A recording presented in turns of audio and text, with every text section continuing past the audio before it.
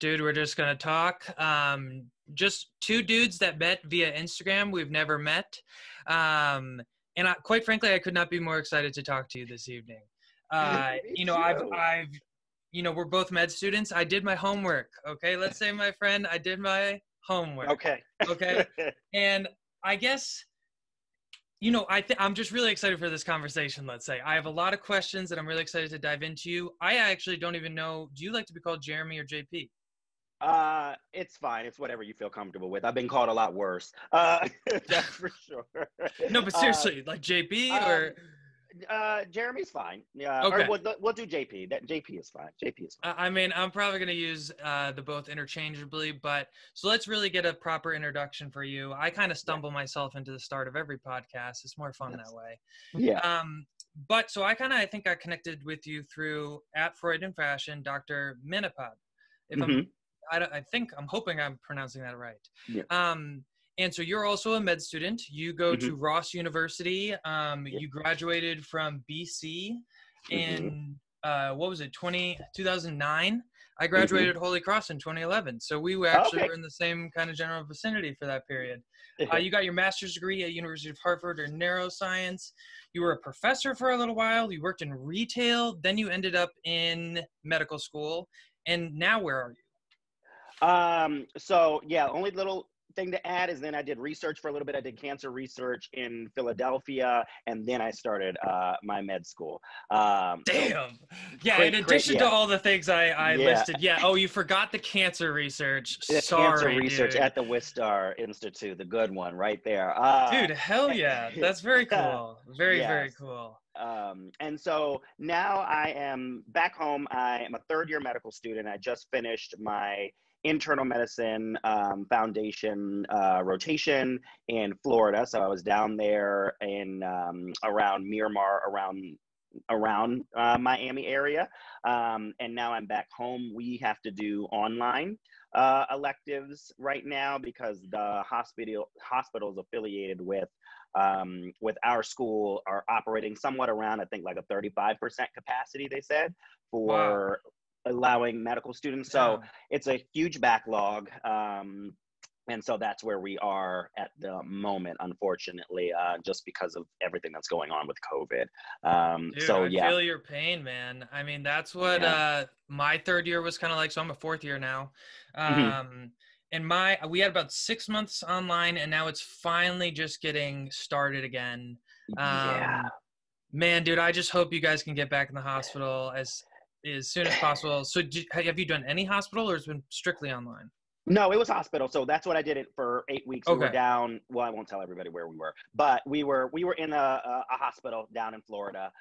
So yeah, no, it was seeing patients, going in, doing the rounds, doing all of those things, and it was great because it's like you get a little taste of them, like, oh, Yeah. this is great, I love it, this is where I'm meant to be, and then you're like, okay, no, you're going back home and you're going back online, and this is what you're doing, and you're like, Yeah. okay. So a part of it is just adjusting.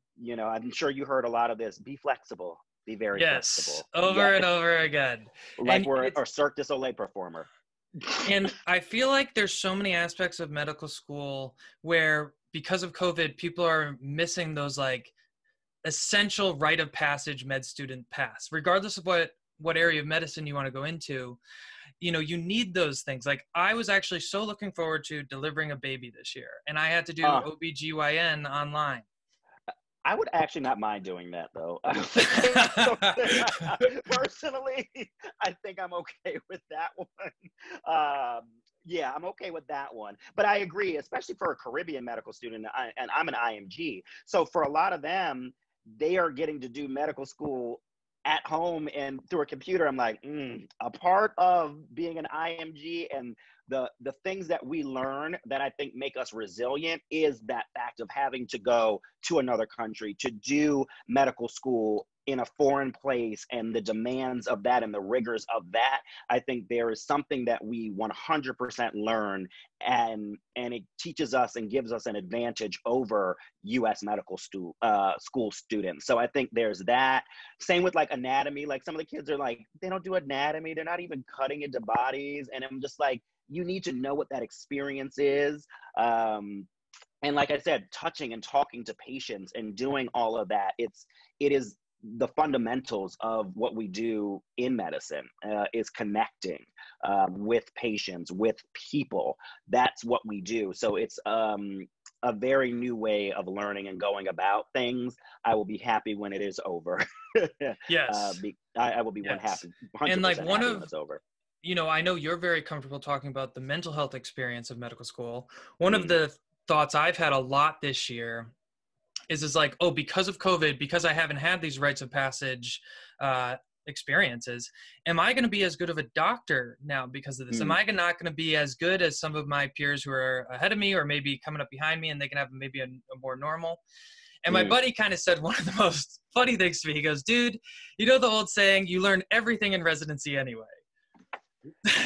You learn as you go. That's what my mother's an internal medicine physician. And so Yeah. a lot of it, she's like, oh, don't worry. I was like, Ma, this kind of sucks. And this is what she's like, don't worry.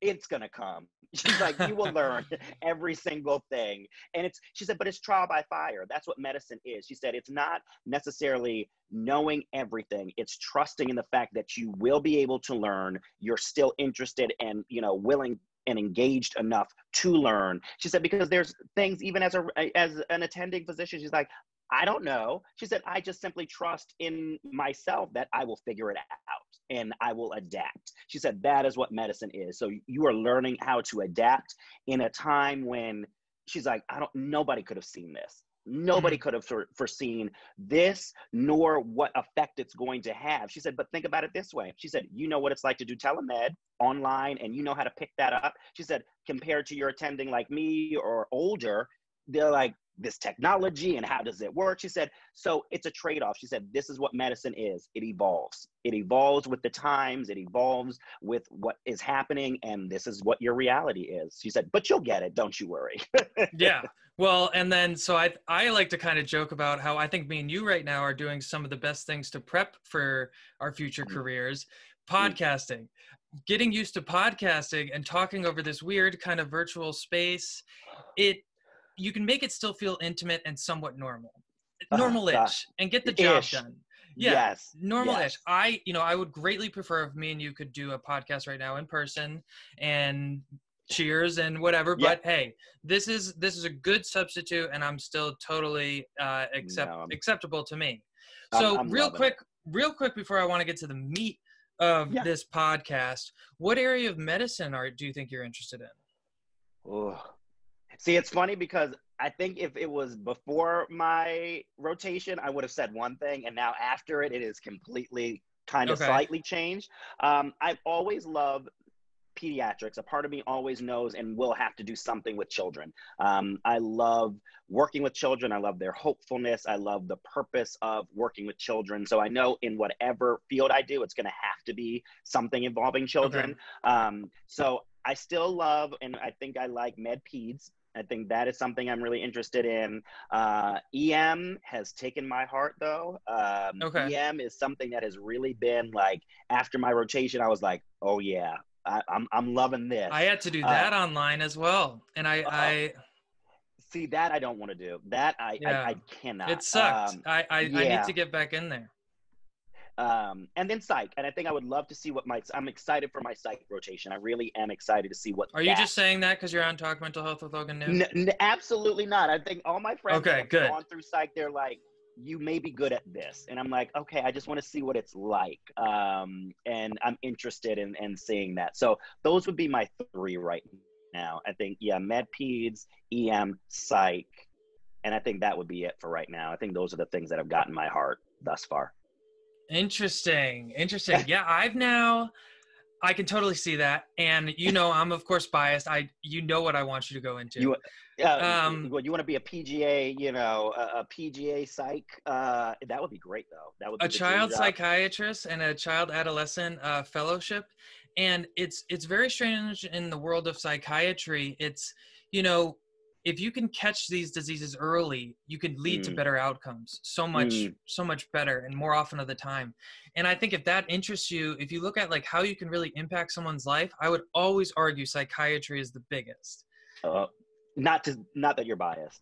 Not that I'm you're a little biased. biased, but you know, now I actually, funny you mentioned the whole wanting to help kids thing. I literally yesterday released the children's book with my mom Oh, about it's about introducing mental health concepts to kids and like oh, coping that's great. mechanisms. And yeah, I'm super stoked about it. And That's it's great. great. It's, I guess for the listeners, it's age 5 through 12, grades 1 through 6. Just go on logannoon.com. You can find it really easily. But so I'm super excited about it. And through this process of trying to talk about mental health Mm. to a 7-year-old has been Hmm. the most challenging, interesting thing for me. And I was listening to your podcast today when you were on surviving medicine, and you said one of the most important things about being a good doctor was being able to explain really complicated things to in simple ways. And I Hmm. always think of, like, you know, I don't know if you're the Office fan, like Michael, like he's like, okay, explain it to me like I'm 6. Okay, now explain it to me like I'm 5. And like trying to like think of these really complicated things in basic terms that a 7-year-old can Yes. understand. Because when I originally wrote the story, I said words like depression and anxiety. Mm. And my mom's an elementary art teacher, and she was like, you can't do this. She's like, What? Because no. they don't know that. Exactly. And Mm. I'd been sharing my story for so long. I can, you know, do it with my eyes closed almost now in front of a crowd kind of thing. Mm. And she was like, you have to think about how a 7-year-old thinks, and we have to use the word kind of like feelings, blue, like kind of angry is one you can kind of get away with. But so Hmm. we tried to introduce breathing kind of concepts, as well Hmm. as like exercising to try to improve kind of your state of mind, and also the comfortable aspect of going to see a doctor. You know, because me and you both know there's like the additional stigma of going to see a psych doctor. Yeah. So we tried to almost normalize that experience of kids having to go see an endocrinologist versus a psychiatrist kind of thing. It's been one of the most fun experiences, and I might That's want to be a child incredible. psychiatrist now. That's incredible because it is. It's about, and I look at all the things that we have with adults and the care that we have to deal with adults. I said, if you can teach a child to advocate for themselves in their own health, they become an advocated adult and they know how to do the same thing. So it starts from that point where it's okay. This is okay for you to feel this way, to use this language. Do you understand what that is? Because then they feel empowered to come and speak to and seek help and to do the things that, again, it gets rid of the stigma, because that's a part of what it is, whether it's overall mental health.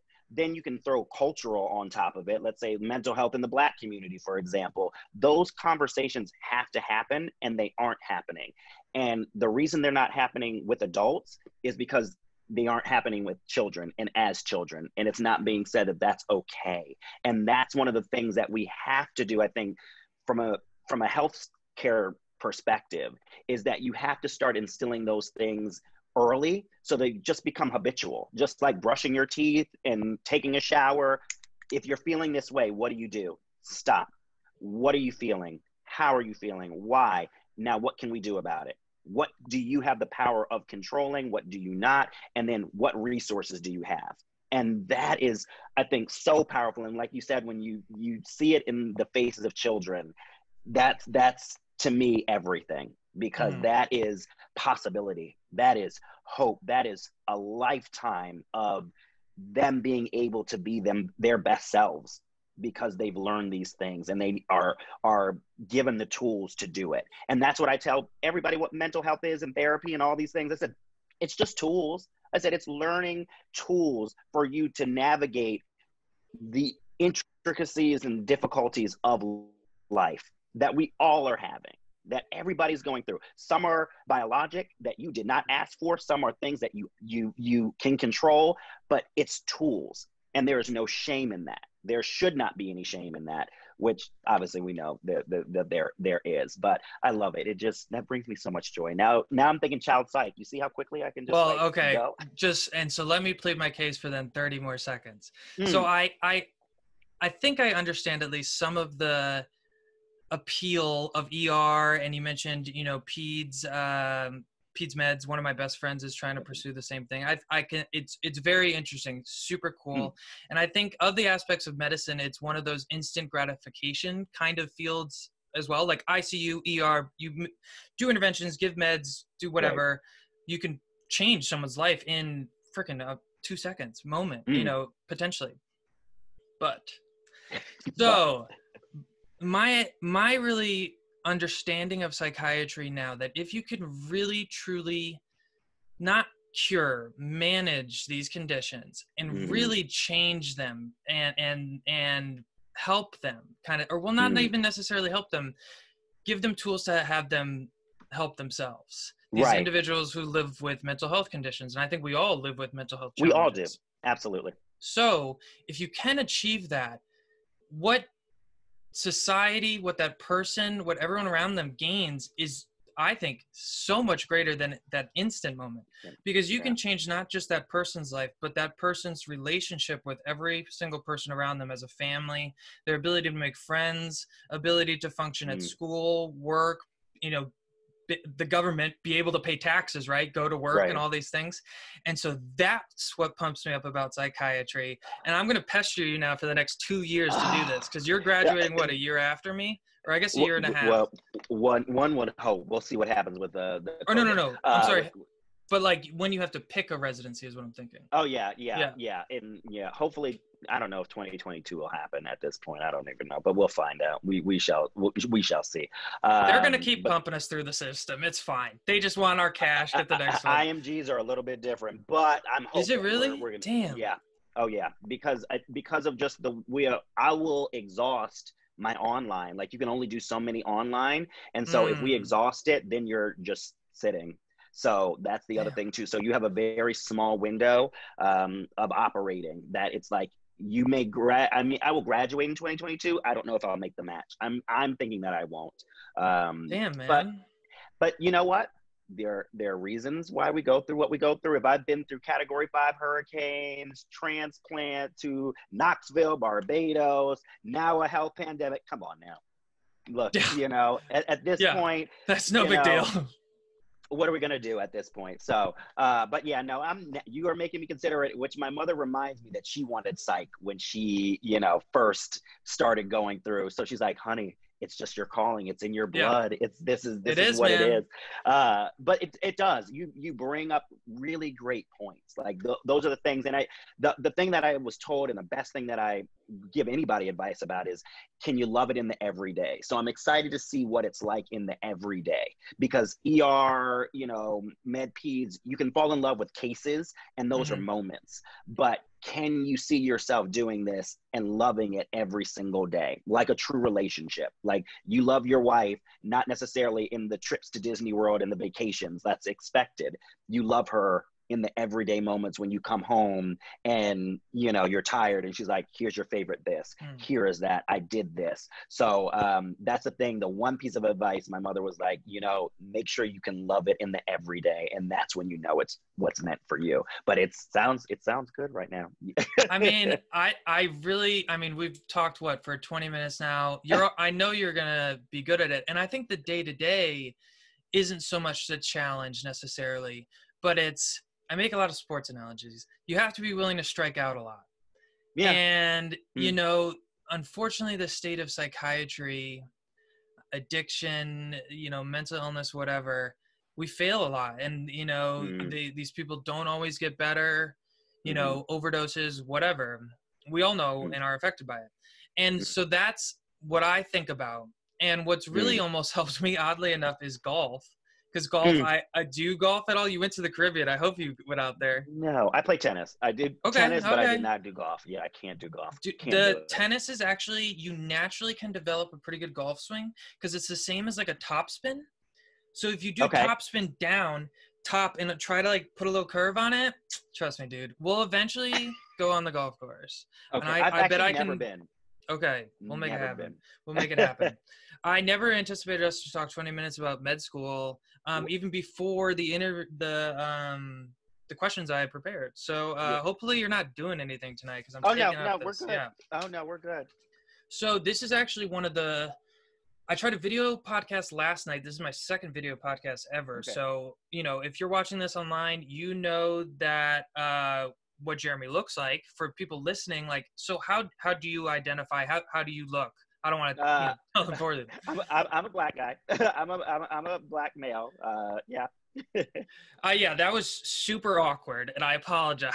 Yeah, but this is the thing but it's important because that's one of those things, and I said this on another podcast. I said, if you, by my name, you would not know.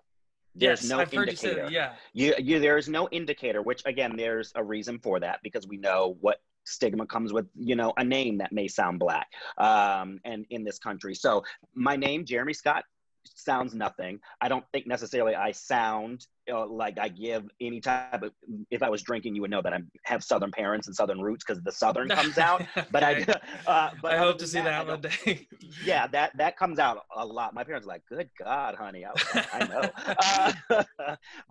But otherwise, you wouldn't necessarily hear anything that would give you necessarily a qualifier or identification. And I think that that's important. And it's also something that, to be honest, it's something that I've worked on in my life, that that these are those type of things that you have to make sure are neutral, to try and take away any sort of stigma, bias up until that point when, okay, this is not a tan, it's my skin, and it goes all over, and what may come with that. So absolutely. So, but I love when people ask that question, because I'm like, And you know what? I heard you say this with Dr. Menopod, how when we talk about race, especially me and you, and if the listeners, they don't know, I'm a white boy from Connecticut.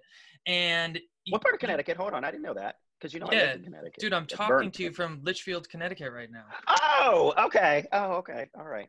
Have you been? I lived in Vernon. Of course, I lived in Vernon. But then I didn't know Vernon, okay. Yeah, I used to work in Yale, do retail at Yale, but like all of that, and where the University of Hartford, all over. Sorry, guys. Sorry. Yeah, I was like right by Ryan's Deli. Dude, very cool. Very cool. Yeah. I don't know those exact regions, but yeah, dude, you know the good old state of CT. The good and the bad. So I'm just back here for like a month kind of thing, doing one rotation over here. Okay. But so, going back, so I heard you say on Dr. Menopod's podcast about how when me and you, who come from different ethnic backgrounds, talk about these things, especially me in my position, I just have to put myself in a place where of utmost respect, but also willing to make mistakes and learn. That's at least how I interpreted what you were saying. Yeah. And I think that's something I always want to strive to kind of do. So it's kind of funny that talking about that, I did have kind of like, I don't even know how to like introduce this awkward moment, but I feel like as a white guy, I have to keep trying to do these things, because as a white person, like, white people don't sit around and talk about race that much. And like, we as white, no, but like as a person growing up white, we all are disgusted with aspects of racism, and not all of you, not exactly. All of you, not all of you. And that's what I'm saying. But my surroundings, and just like your immediate surroundings, almost my family, my friend's family are very, democratic in a sense, or whatever, like sit on one side of the aisle. And so it's almost hard to imagine people who look exactly like me thinking so incredibly different than I think, kind of thing. But still, it's just white people, we have a hard time talking about race. And like, I want to continue to try to get better. And that's why I try to do this podcast, to try to make the world a better place. I don't even know what I'm rambling about right now. No, but it's good. But those are the things that I said. It's about experiences. Experiences give you the maturity of perspective. And so what I tell people, it's like, I think we grew up in a generation, where it's like, well, I don't see color, I don't see race. Obviously, that's a privilege. But the other thing is, too, if you don't see race and you don't see color, you also don't see trends. And that's the thing that you have to be able to see, are the trends of where there are some that are, chosen for and some that are chosen against, and that there are these disparities. And I think it's okay, I think right now, the world is starting to see my Black experience through my lens and not through their own. And I think that that's tough. It's tough to reconcile that based off of birth alone, you were given a privilege that I do not have. It's not to say that you did not earn what you have. It's not whatever else, but it is a privilege that you got simply because your skin does not look like mine. Just like when it comes to sex, as men, and we do not have the right to put our maleness on a woman's experience. You would never go to a woman and tell her if she's pregnant, well, just suck it up, girl, you know, do X, Y, and Z. You would never say that to somebody. And you would also never say that to a woman and say, hey, if I could take the pregnancy from you, I would carry the child for 9 months. How many men are offering that? No, we do not want that. Why? Because you understand and recognize that that's a hardship and a hurdle that a woman goes through based off of birth, you know, and being able to carry and bear children, that you're like, look, as a guy, I support you, but I do not want to go through it. That's the same here. And I said this, I think on my Instagram earlier today, I said, if you could take a day, or if you could walk in my shoes and change from being a white guy to a black guy, would you do it? A lot of people probably say no. Why? Because you know that there is a difference between you and I, and that difference is one of discrimination, of a lot of hardships and a lot of whatever else. And so I tell people too, you're getting exposed to something that I have grown up with, and I've been Black for 33 years. Every doggone day of my life, I have been Black.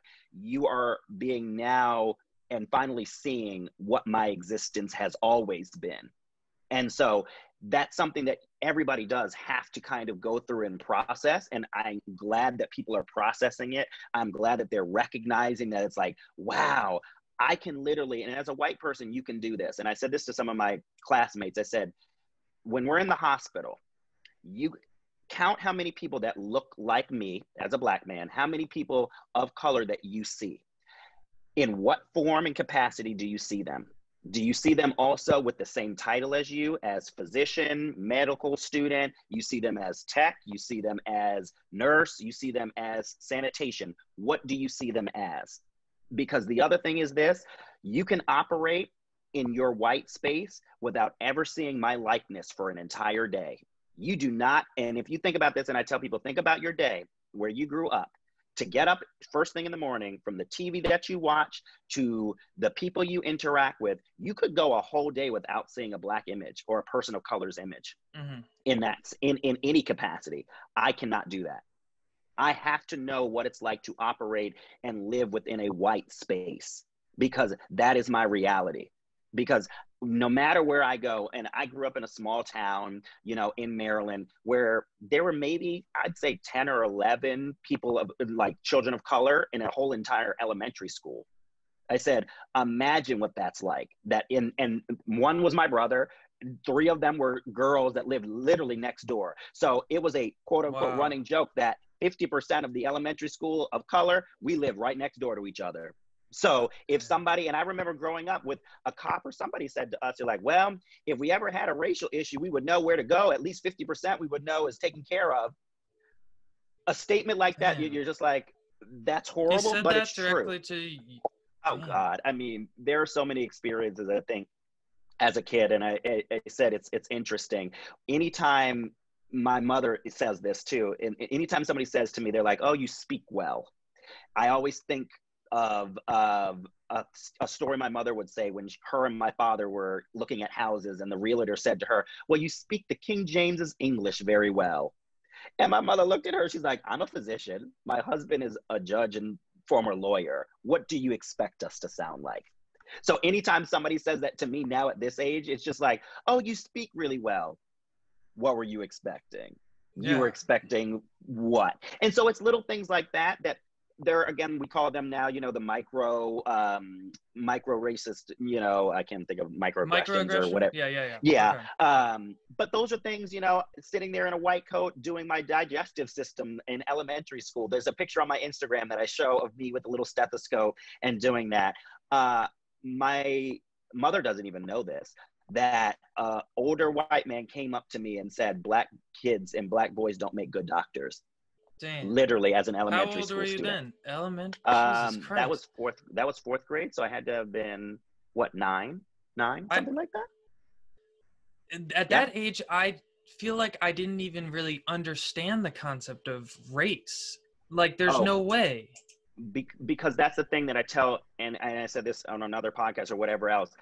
Imagine, because at for all Black children, all children of color, you have to have a conversation with your child about what race means and what their race and how that makes other people feel. Because if you don't, you do them a disservice. So a child of color loses their innocence, I always say, slightly earlier than that of a white child, because you do not know what it's like to have to sit down and be told, if you are stopped by a police officer, if you are to do this, you are to do this, this, and this. If you are doing this and running outside, like my mother would never let us out in the house with hoodies and things like that. Why? Because of what it can look like. We're not going to let you out of the house in sweatpants. We're not going to let you out of the house looking a particular way. Why?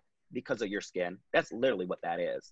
And so it is a privilege that you don't have to have those conversations until later in life. That if someone calls you a term, you know, like even when I was first called the N-word when I was an elementary student, I didn't necessarily understand quite what that meaning was, but I knew it hurt. And I knew it was only directed at me. Like Wow. that was only directed at me because of my skin color. And it's the same thing that happens with being a gay individual as well. You have words that are meant to hurt and dig and show somebody's power and your inferiority. One word based off of one thing that you cannot control. And so it's a lot. It's a lot that this country is going through. It's a lot that I think, you know, I look at, you know, white individuals. It's a lot for y'all, but welcome. It's the party has been going on and it's been a rager and now you are a part of it. But the other thing, like you said, and I'll stop ranting after that, is you want to try and do better. And that's something that I always tell people, do better today than you did yesterday and the day before. There are always little things that you can do. And you have to look around and say, okay, what is the cost of me doing them? For some people, that is their position, that they're like, look, I sit on a board, I need to give up my seat.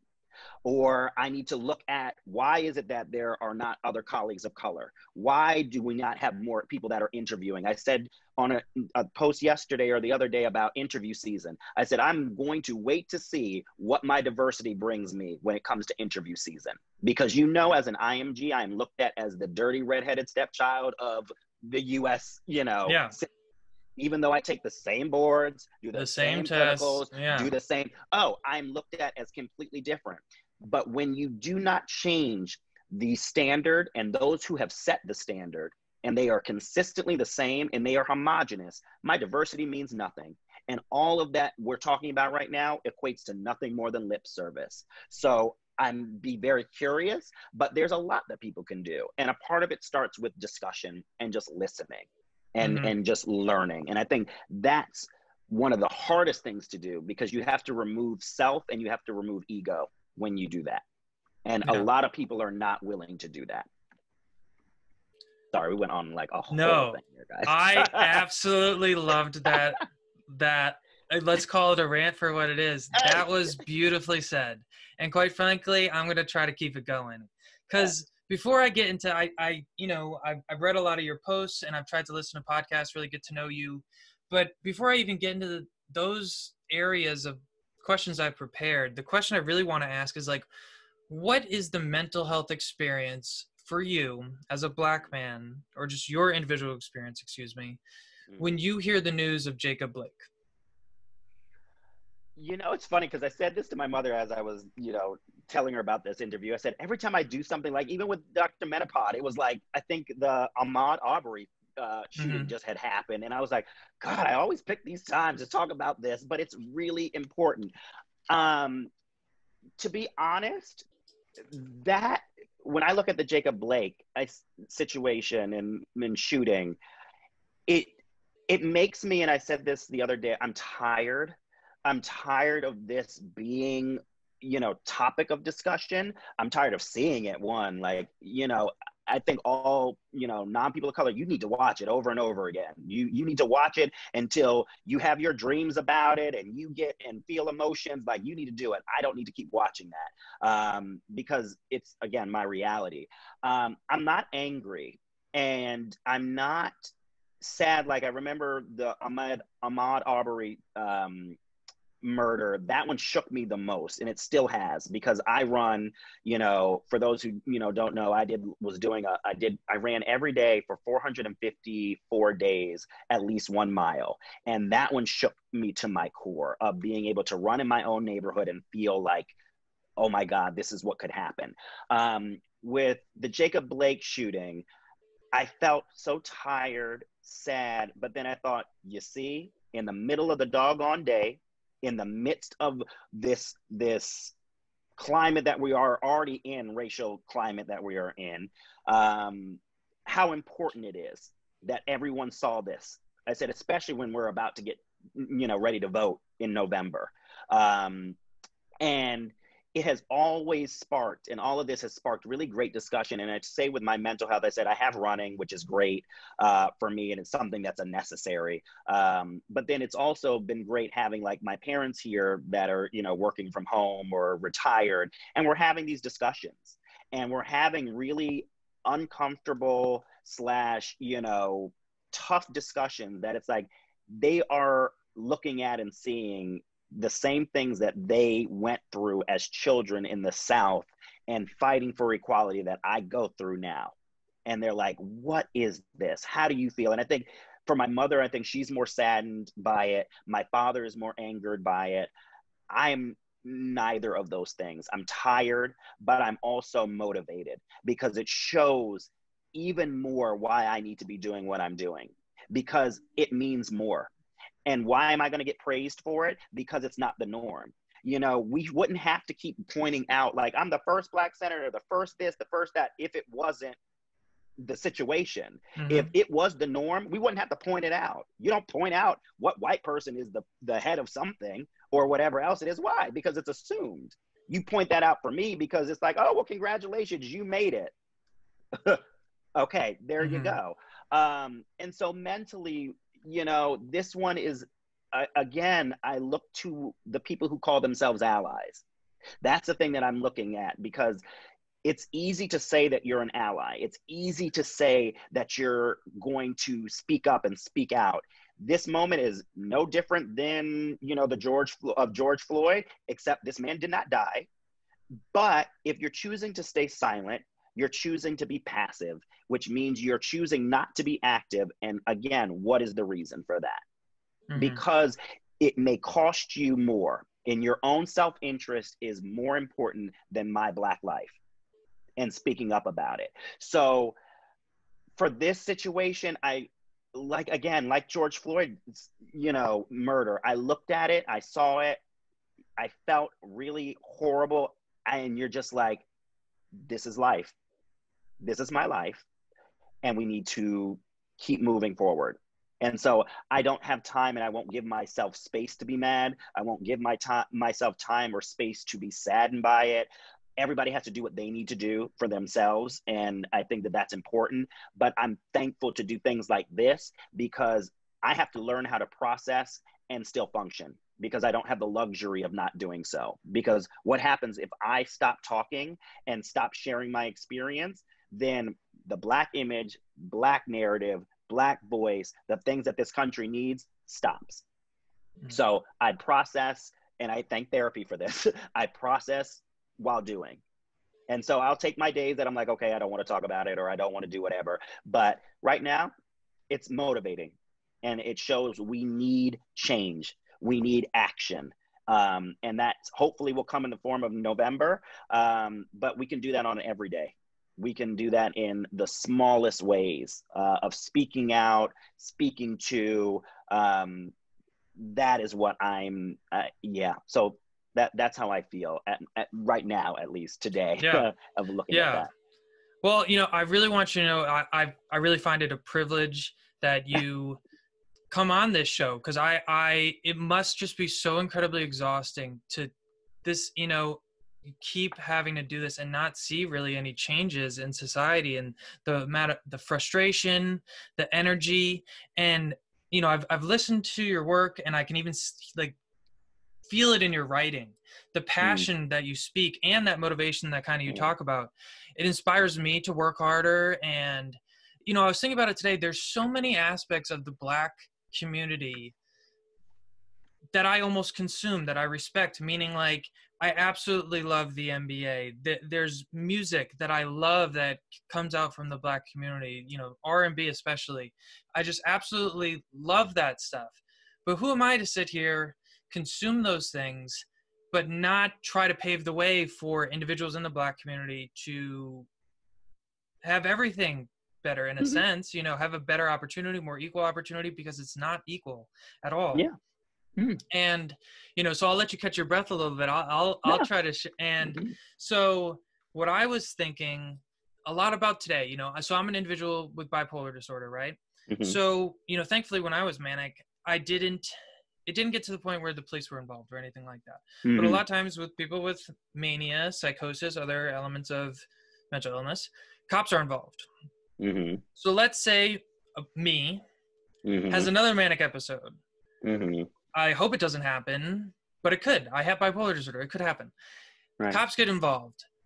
You know, I just think about if I looked like you and Mhm. had a manic episode, it very well could go down differently. Very, Not only very, look, not only look, but also depending on where you are, where like outside of skin, where are you? Are you in the suburbs? Are you in the city? How are you dressed? What other things that you have around you? You better start thinking about them before you have an episode. Like yeah, those and those are those things. It's the reality. I said, the skin tone, it is what it is, but it won't matter. I could be dressed in a suit. I could be out in the suburbs. If I'm in the city, it all matters. It yeah. all matters. And so And, and, it could go differently for sure. It probably would. and, you know, even before they showed up to see me, I mean, you mentioned kind of like the environment. That's a great point. And then I've heard you say this on other podcasts, like the name has so Mhm. much weight, and that's something I didn't really think about because like Logan Noon, I guess it's a white name. I don't know, Logan, but you white. oh, Logan is white. That's funny. but yeah, you know, I loved when you bring up that point. You know, you have the name of Jeremy, but if your name was different as Jamal, immediately hearing that name, something changes. Everything that you think of and associate with a black person goes right to that person. And it could just same with mental health. If you know somebody, it's different. What's your idea of mental health is different when you know somebody or you can associate something with it. But it also is either the positive or the negative. So if you know a Jamal and you knew Jamal was somebody who picked up your grandmother and did whatever else, you know black people can be these things. That's why I tell people you're learning and seeing what black can be. And it's multiple different things. Black is not just a skin tone. It's not just, this R&B or rap. It is, Kamala Harris, that it is intermixed. It is, it is from the suburbs. It is, professionals in all these different fields. That's why it's so important to amplify the image and the voice, because they only equate it to one thing. And that's usually the snippets of what you see on TV. It's what people Yeah, tell you of of what the they're most extremes. of the extremes. And it's like, I'm pretty much in the middle. Like, as much as I can be very animated, is that I'm not this or that. I'm all of this. It's a spectrum. And if you don't see that there's a spectrum there, all you know are these two extremes, and that's it. And those are just things that you have to think about. But I think about it just like I tell everybody, because that's the other thing too. Don't ever say to people, it's like, well, I'm so sorry. That's Yeah, like saying to a blind person, I'm sorry that you have no sight. Like, that's for you, it's not for me. yeah, And I know no different. I go through these steps like putting on my pants. I don't think about it. The day that I would have to call the police or this is just what I have to think about. And you better make sure that you're ready for it. Like, you better have your badge. Like, I always keep my med school badge close by in my car, something just as a qualifier. When I was in grad school, I would have a neuro book or something like that, just to show, just in case if you same. stop me. I'm not just what you think. I'm educated. Okay, I have this. Like, Yeah, very much. there's no gun in that backpack. It's a neuro book. It's a neuro book. I'm tired, Mm-hmm. sir. These are those things, because you don't know what they're thinking. And I'm going to have to try and do my best within seconds to diffuse or change that thought processing that you have that could cost me my life. Mm-hmm. And when people hear this and they may say, well, that's very extreme. Look at, the Rittenhouse kid that was running down the street with a doggone strapped weapon. Nobody stopped him. Same with the med student that defaced the George Floyd monument. He got stopped by security, taken a picture, and let go. Do I think that would ever happen to me? Yeah. No, no way. There's no way that would happen. So these are just things that, again, we have to think about. And, it's my life. My experience is, this is not unique. It is the Black experience. Yeah. So that's, yeah. So we talked kind of about the news and like seeing those extremes. What gets me so frustrated, but also excited, at least in this moment right now, on the news, it seems to always cut to like the looting. Like, I just feel like that's always what they're showing instead of the more peaceful, and I think the vast, vast, vast fucking majority of people peacefully protesting, finding different ways. And what we've seen is all these protests, the more traditional in a sense, in cities with signs, blah, blah, cars, they are having an impact, but not enough of an impact. And so I'm a big fan of basketball, love basketball. I was stoked to watch the playoffs yesterday. But then when I found out that they were protesting in honor of Jacob Blake, I was euphoric. I was so excited, because what is a better peaceful protest, sending a more powerful message to so many Americans and people all over the world who are lovers of basketball, this needs attention, this needs to change, and nothing, it's just more of the same, So my personal mental health reaction to, at least this week's news, just another case of, quite frankly, a story we hear over and over again, unarmed Black man getting shot. And like, why I guess the first feeling that I had was kind of just like numb. Like, this is just, it happens over and over and over and over and over and over. I'm feeling just numb. So then it made me be like, if I, Logan Noon, white boy from Connecticut, feel this way, what is it like for you, who in 4th grade were told you can't be a doctor, or, some crazy bullshit like doctors. That. Yeah. Like, it's hard for me to take in, and I just feel so frustrated, and I can't imagine how it feels for someone who doesn't look like me. Yeah, and it's great. I think when I saw the NBA do what it is, it's funny. Society will tell us what we're worth. Society has no problem telling Black individuals, you are worth this. We want you to, as some of the commentators said, shut up and dribble the ball, shut up and throw the ball, shut up and do what we pay you to do, because we don't want to hear it. And at the end of the day, it's saying, no, my worth is more than just your entertainment. It's worth more than you throwing money at me, and this is what this is. And they've worked their hardest to get to these points where you get to be in the playoffs and you get to try and achieve. But it's saying, no, until things change, I'm not going to do what you're telling me my worth is. And that's why I tell young Black people or anything like that, I said, your worth is more than what somebody tells you. Your worth is self-determined, and you dictate that. And so in medicine, my classmates, and we all know these things, that it's like, you will walk into a patient's room, you will walk into a hospital, and people will look at you and they're like, well, what do you do? Now, my badge says medical student, the embroidery on whatever says medical student. Oh, were you the nurse? And that's no shade on nurses, but are you the nurse, or what do you do? Like, what do you know? Or they'll question what I know. Oh, well, you don't know anything. Now, my classmate doesn't know anything either. We're all sitting here trying to figure We're all idiots. We're all idiots. Let me tell you, I'm a WebMD this crap real quick and go to UpToDate. But we all don't know anything, but you'll question me. Why? Because my worth shouldn't be that high. My worth and my word shouldn't be that, because society has told you he's as good as this.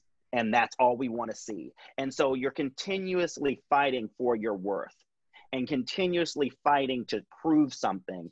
And that gets exhausting, because why do I have to prove anything to anybody else? And you shouldn't do that. Now, granted, I'm all for a good, every once in a while you need that encouragement, but worth comes from self. You determine your own worth. And I love to see what the NBA did. I would love for other people to do the same thing. The commentator that just walked off, I can't remember his name, from that just said, I'm tired of this. I'm tired Oh of yeah, doing this on Sports yeah. Center. I know who you're talking about. I That can't even got up think. and Me and walked my out. dad were talking about this. How could I not Yes. remember his name? Whatever, it doesn't matter. My mother and I just finished Kenny watching Smith. this. Kenny Smith. There we go. Thank you. Boom. There we go. There we go. Let me break that stereotype that the gays don't know sports. We still got it, y'all. Let's go. We can still talk sports here, y'all. But like those are those things that says enough is enough. And that's what I think is a beautiful thing that you're seeing, is that enough is enough. My worth is more than this, and I'm going to stand for it. And that is so important. And I wish more non-people of color did the same thing, because right then and there too, then that would show that you're in true solidarity. Enough. This is enough. When you stand with us and you agree and you stand up for, that is what I want to hear. I don't want to hear it after the fact. Oh, that was really messed up what the patient said to you or the attending said. No, don't say that. I need you to stand with me in that moment, because that's when I need you to correct the patient. That's what I need you to do, and to say, no, I stand with him. I support his diagnosis, the technique that he's using, his presence being here. And you don't have a choice. That's what we need to see. And that's what we need more of. And that's that solidarity and that community that says you're important, you have value, and I see that. And let's go together and go forward. And so that, I think, is just one of those things that I think right now, I wish we saw more of, but I think we are seeing it. But I wish we saw more of that. Yeah. And you know, I do really appreciate you just sharing kind of the intricacies of your experience, because there's just so many things that I don't think about. It just doesn't cross my mind. Like, why would, like, you know, if you don't have to, why? We don't think about heels. We don't walk in heels. Like, as women, you're like, oh, you got to walk. But I always say, because I have a mother in medicine, I said that they always get the shorter end of the stick, because I'm like, you have to worry about, you know, pregnancy and walking in heels. How do you look? And all these other, I'm like, good God, this is rough for you all. I don't think about it because I'm a man. I don't have to. I don't know what it's like to fear necessarily walking down an alley and I'm dressed a particular way and people are like, well, maybe from a black end, but, you know, as a woman to say, I don't feel safe. Like, I don't know that. And so I don't think about it. But then when you finally take yourself and remove yourself from the situation and your lens, and you see it from somebody else, you're like, damn, okay, all right. And you have that, I'm sure, being married. Now you know different than, you know, when you were single and you weren't with your wife. But I don't think you would sit there and say that you completely understand the female experience just because you have a wife and that you're married. You're always learning, but you're open to learning because that's the person that you love. You want them to be seen, heard, and know they matter. So on a day-to-day basis, you are willing to learn from them, learn about their experience, hear them. That's the difference. And so that's the thing I tell people, you have to want it for yourself to learn, to love somebody, to want to see that, because otherwise you won't, because there's really no need. If it doesn't impact you, why would it? You know, her womanness does not affect you as a man unless you choose it to. If she's not feeling well because she's on her menses, I best believe you're respectful. Why? Because it's the woman that you love. And that's what it is. You don't want her to feel like she's less than, or that you don't care. And so that's what I tell people. And I always equate it back to children. Fine, we can convince whatever we want as adults.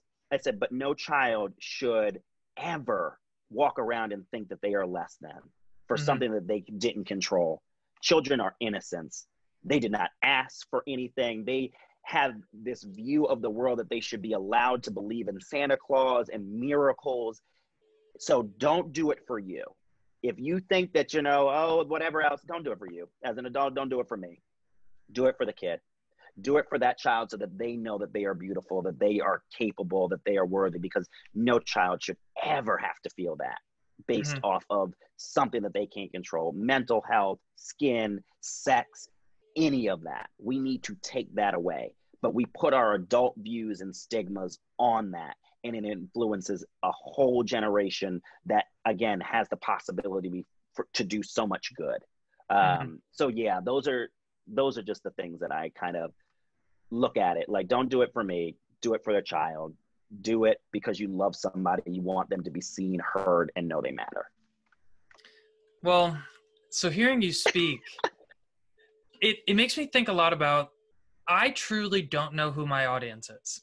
I quite frankly can't afford the level of hosting that's required to really know who's actually listening. I can kind of see where the people are over the world. But Right. I kind of think about the listeners who, you know, I understand everyone thinks differently who don't think like me. Because when you talk Mm, about your experiences, I don't get it uncomfortable, you know, and I want to learn, and I feel like it's going to make me a better doctor, just a better person, member of my community. But mm, I wonder if there's listeners of this podcast who get mm, uncomfortable, who have mm, feelings that I do, or that mhm. not that I do, excuse me. I'm sorry, I'm explaining this, Different. but think differently than me.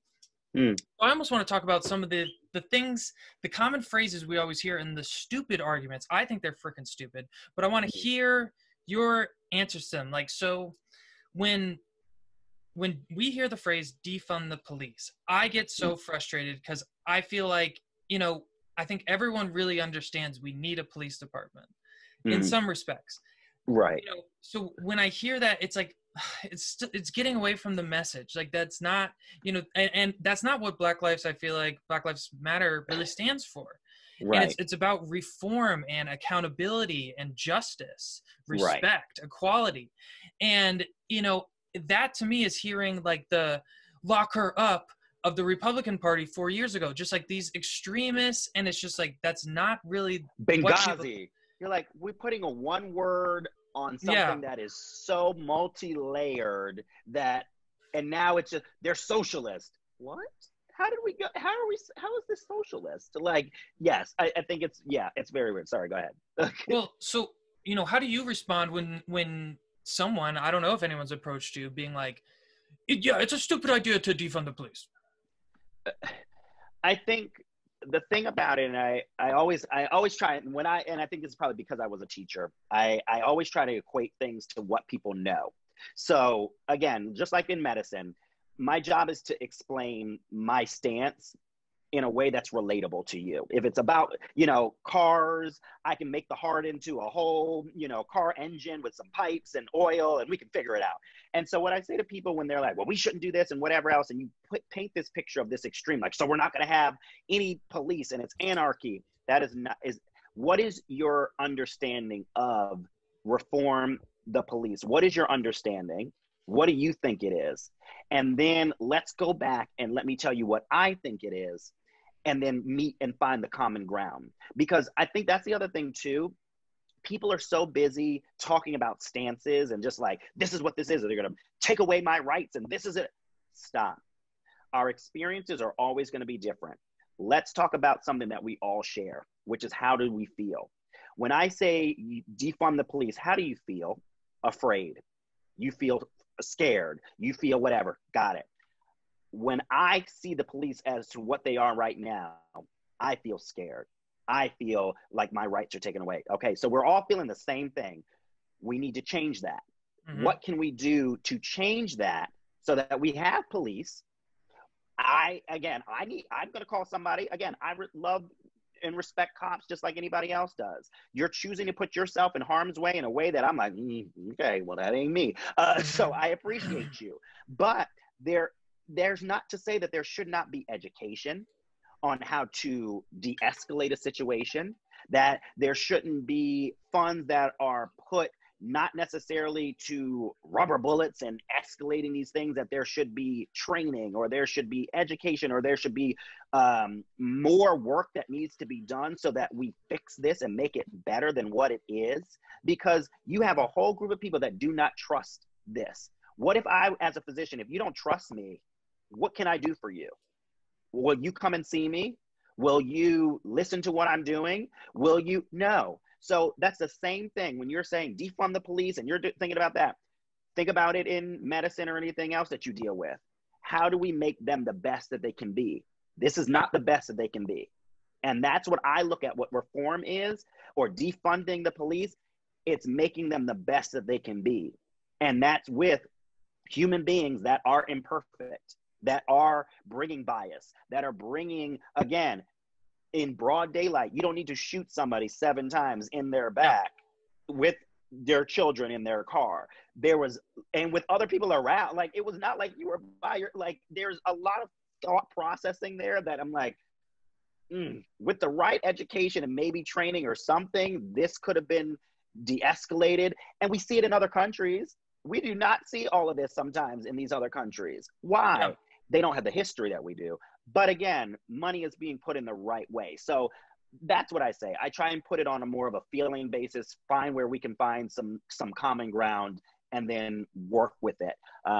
Because people are just so polarized right now. Yeah. Like it is the most polarized, I think, I know, in my 33 years, that I think that it is just this or this, black or white. And I don't think that there is ever anything that is that cut and dry. You know, there's always gray, and we just need to find and operate in the gray a lot better right now. So yeah, for defund the police, okay, I hear what people are afraid of, or I roll my eyes because I think of like the RNC commercials for it, and I'm just like showing like the old lady, and she's getting like, Joe Biden's gonna allow them to attack you, and I'm just like, this black silhouette coming up all scary. I'm just like, what is this? But you feel a type of way because you're like, oh my God, is this really what's going to happen? But then it's scary because it's like, do people really though think like that? Is that what they actually think the Black Lives Matter stands for? Because it really actually should be like, fund the police, because it's going to take a lot of money and a lot of effort to totally change the system. And that's what has to happen. Like, there is systemic racism. That's not an opinion. That's just fact. And one of the facts I like to talk about is, you know, another argument that you hear from certain political ideals, let's put it that way. Right. Oh, well, in 2019, the police actually shot more white people than black people. And I looked this up before this podcast, and I just want to make sure people get this right.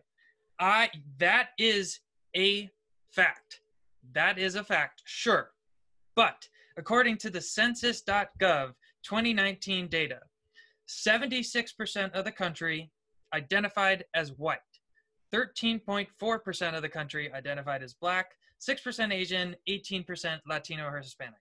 So, of course, a majority of the deaths from the police are going to be the majority demographic of the United States. 75% of the people. Come on. So rate, let me just finish this one point. The rate at which people die from their interactions with the police is radically different. And it's, I like to even think it's not even just black people, you know, Latino people who are just not the majority are going to most likely just have different experiences with police and other people of power. Right. Yeah, no, I can't. It's just, but my thing is, I love when people bring up things like that, because it's like, well, this is the other situation. We're not talking about other situations right now. I mean, we can, but we're talking about the one in front of us. Yeah. Like, I would not, if your spouse cheated on you, I'm not going to, and you're asking me whether, you know, you should stay with them. Well, Stephanie's husband cheated on her and she went back and this person did this and this person. That has nothing to do with the situation at hand. Stay focused. Stay focused. We're talking about this, and it's easy, and we have to obviously go outward and look at a bigger picture and look at the trends, but the trends are very clear, okay? And so that doesn't take from the fact that this is the experience of the person of color with the cops, and this is what it is. So those statistics to me are moot. They're you trying to, again, justify the unjustifiable. Why? Why? If we would never have to justify calling somebody and saying that they drove drunk, whether they hit somebody or not, if you get pulled over for drunk driving, you are a drunk driver. Same with domestic violence. Oh, somebody hit somebody and he hit her, you beat your wife. These are statements. These are facts. Why are we trying to go through this, and it's only with race that people do this, I feel like, goes through this gymnastics, this mental gymnastics to try and like skirt around things. I'm like, I've never seen people do a balance beam, you know, a sow cow, all this other stuff, like flips and turns. You're like, to get around this main issue and this the real one facts. Point. Right. And so because we do that because we don't want to acknowledge what is right in front of us. And we can do that because we're intellectual individuals. We're adults. You can do that. Like, we're med students. I can almost probably come up with a reason. If I wanted to do cocaine every day, I could probably come up with a logical thought process. Yeah. It's still not right. Like, it's still not right. You can rationalize anything. Pretty much. Yeah. And so a lot of that is just mental gymnastics, and I'm glad that you can go through it, but it still does not take away what we know is true history. And then I always go back to the person. Would you want your child to be Black? Would you want to be Black? And if the answer is no, okay, then there we go. It's a very simple here. So give me the statistics, but it doesn't change anything. Not in my opinion. Like, that mental gymnastics bullshit exists even in medicine. And like, they'll try to pull one fact, just like, yes, more people who are white are shot by the police in 2019. That is a fact, sure. And they try to pull that bullshit in medicine. Oh, this one fact, yeah, this works.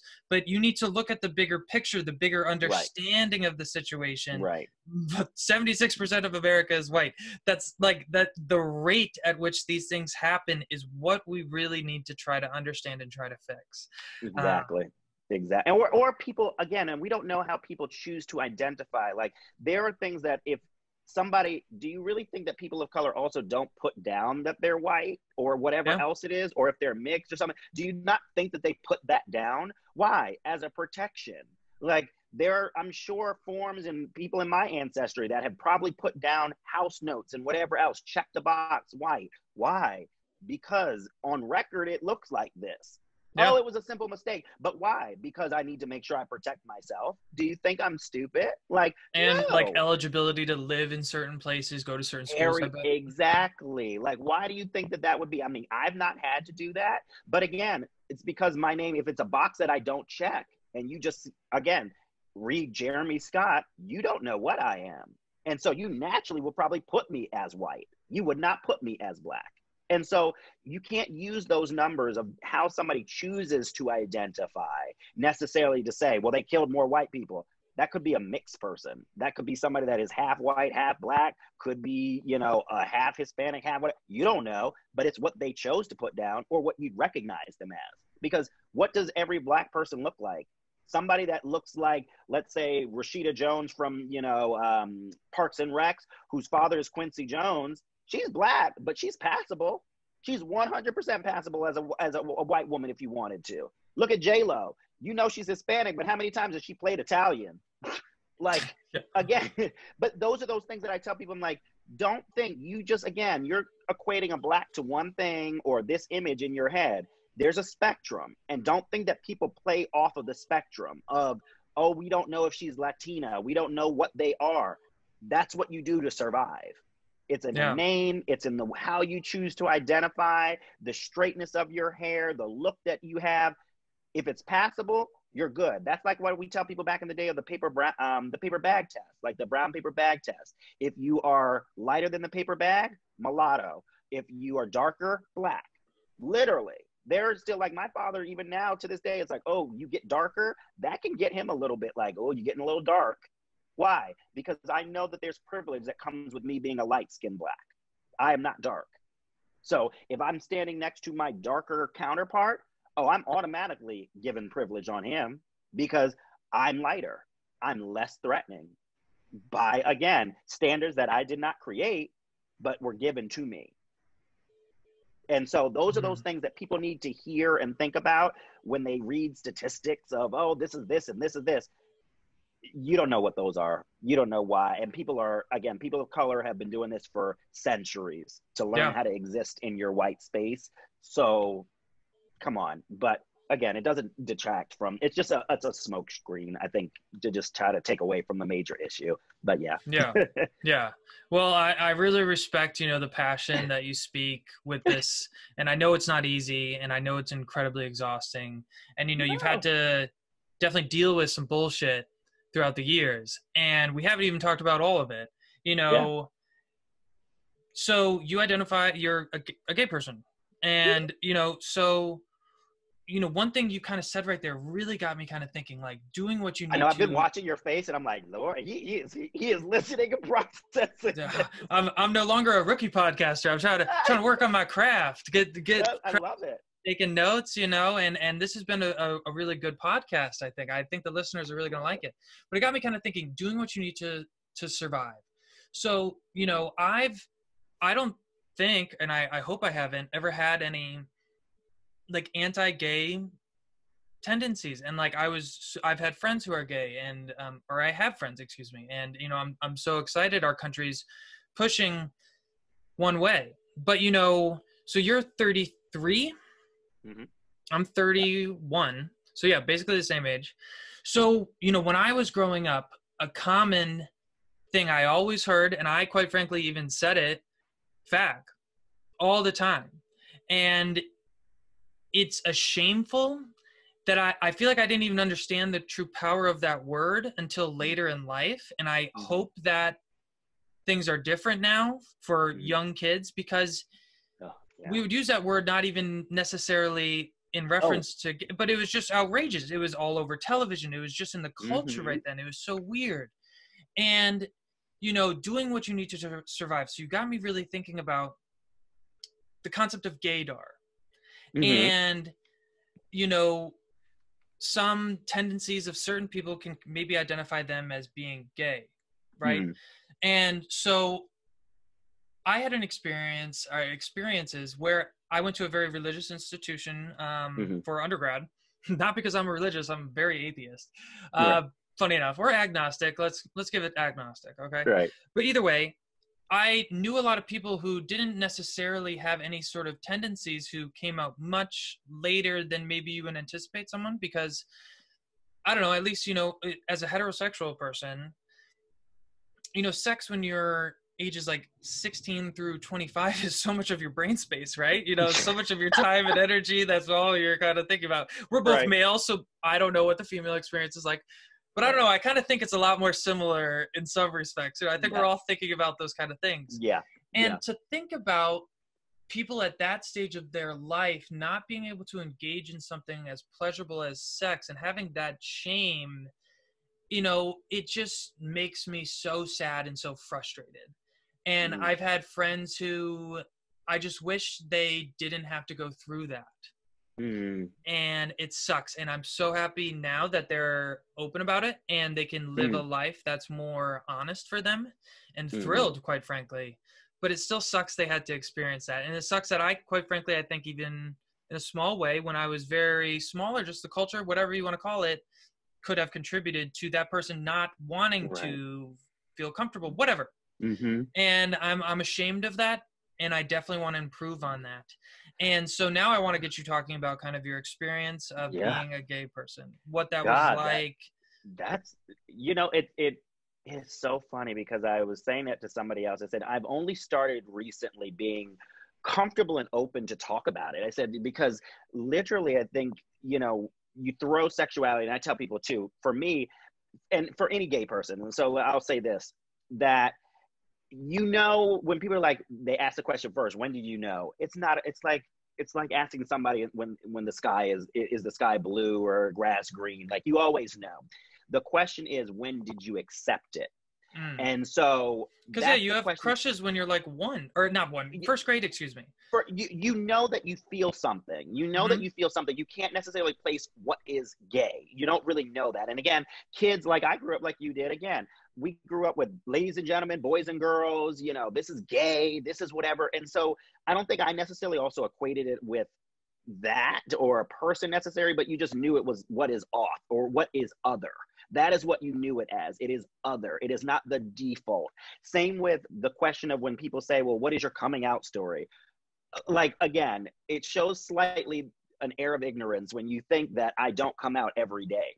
I said, every time somebody says, oh, why aren't you married? Oh, God, the girls must love you, boy. Well, what do you want to do? Do you want to get married? Husband. What do every time you fix that for somebody, you're coming out. And then you also have to choose. Like, for me, you throw blackness on top of it. I choose. I can't give it to you everything, because sometimes it may be more difficult for you to digest that I'm black. Like, that was the first thing. You're like, Jeremy Scott, oh, we're not going to go with the gay today, because that's going to give you more to have to stop thinking about what, and you have to stop and you have to look at what is your goal. when I look at my interaction with somebody, what do I want them to focus on? And will they be able to hear my message and its meaning and take in its meaning fully? If they're more focused on me being Black, I'm going to put the gay a little bit away, because at the end of the day, they are not going to be able to digest it. Or if I think that they're able to digest it and still hear my message, I can put that information in there. It's not me hiding it. It's not me being ashamed. It's me choosing to say that the meaning and the message that I'm trying to get across is bigger and more important than me. And so I need to remove as much of me out of the equation. And so I give kids so much credit nowadays, because I think they are given a space to be who they are more than we have ever had. And I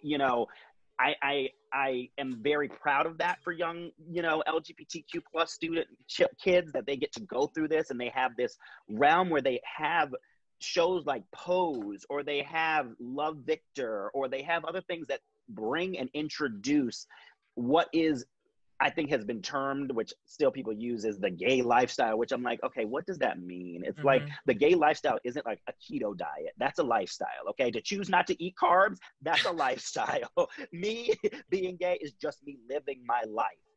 But in order for me to live my life, I have to pick and choose when I can do it. So I tell people all the time, I said, you don't think twice about holding your wife's hand when you walk down the street. I would be foolish if I did not think about where I was to hold my husband's hand or boyfriend's hand or whatever else it is when I'm walking down the street.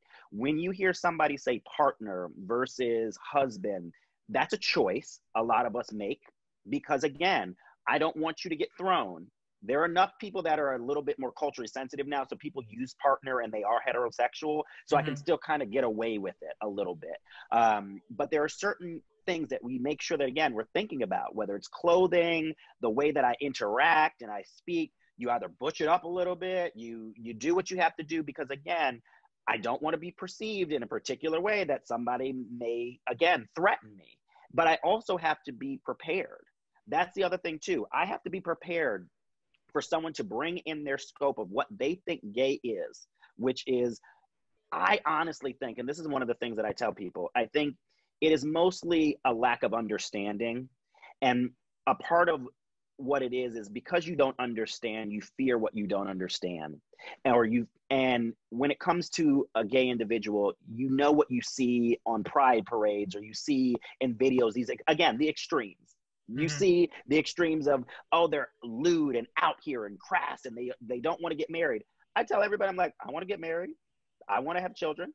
I want to have one partner, to do whatever, like the same thing as everybody else. That's the same thing that you want.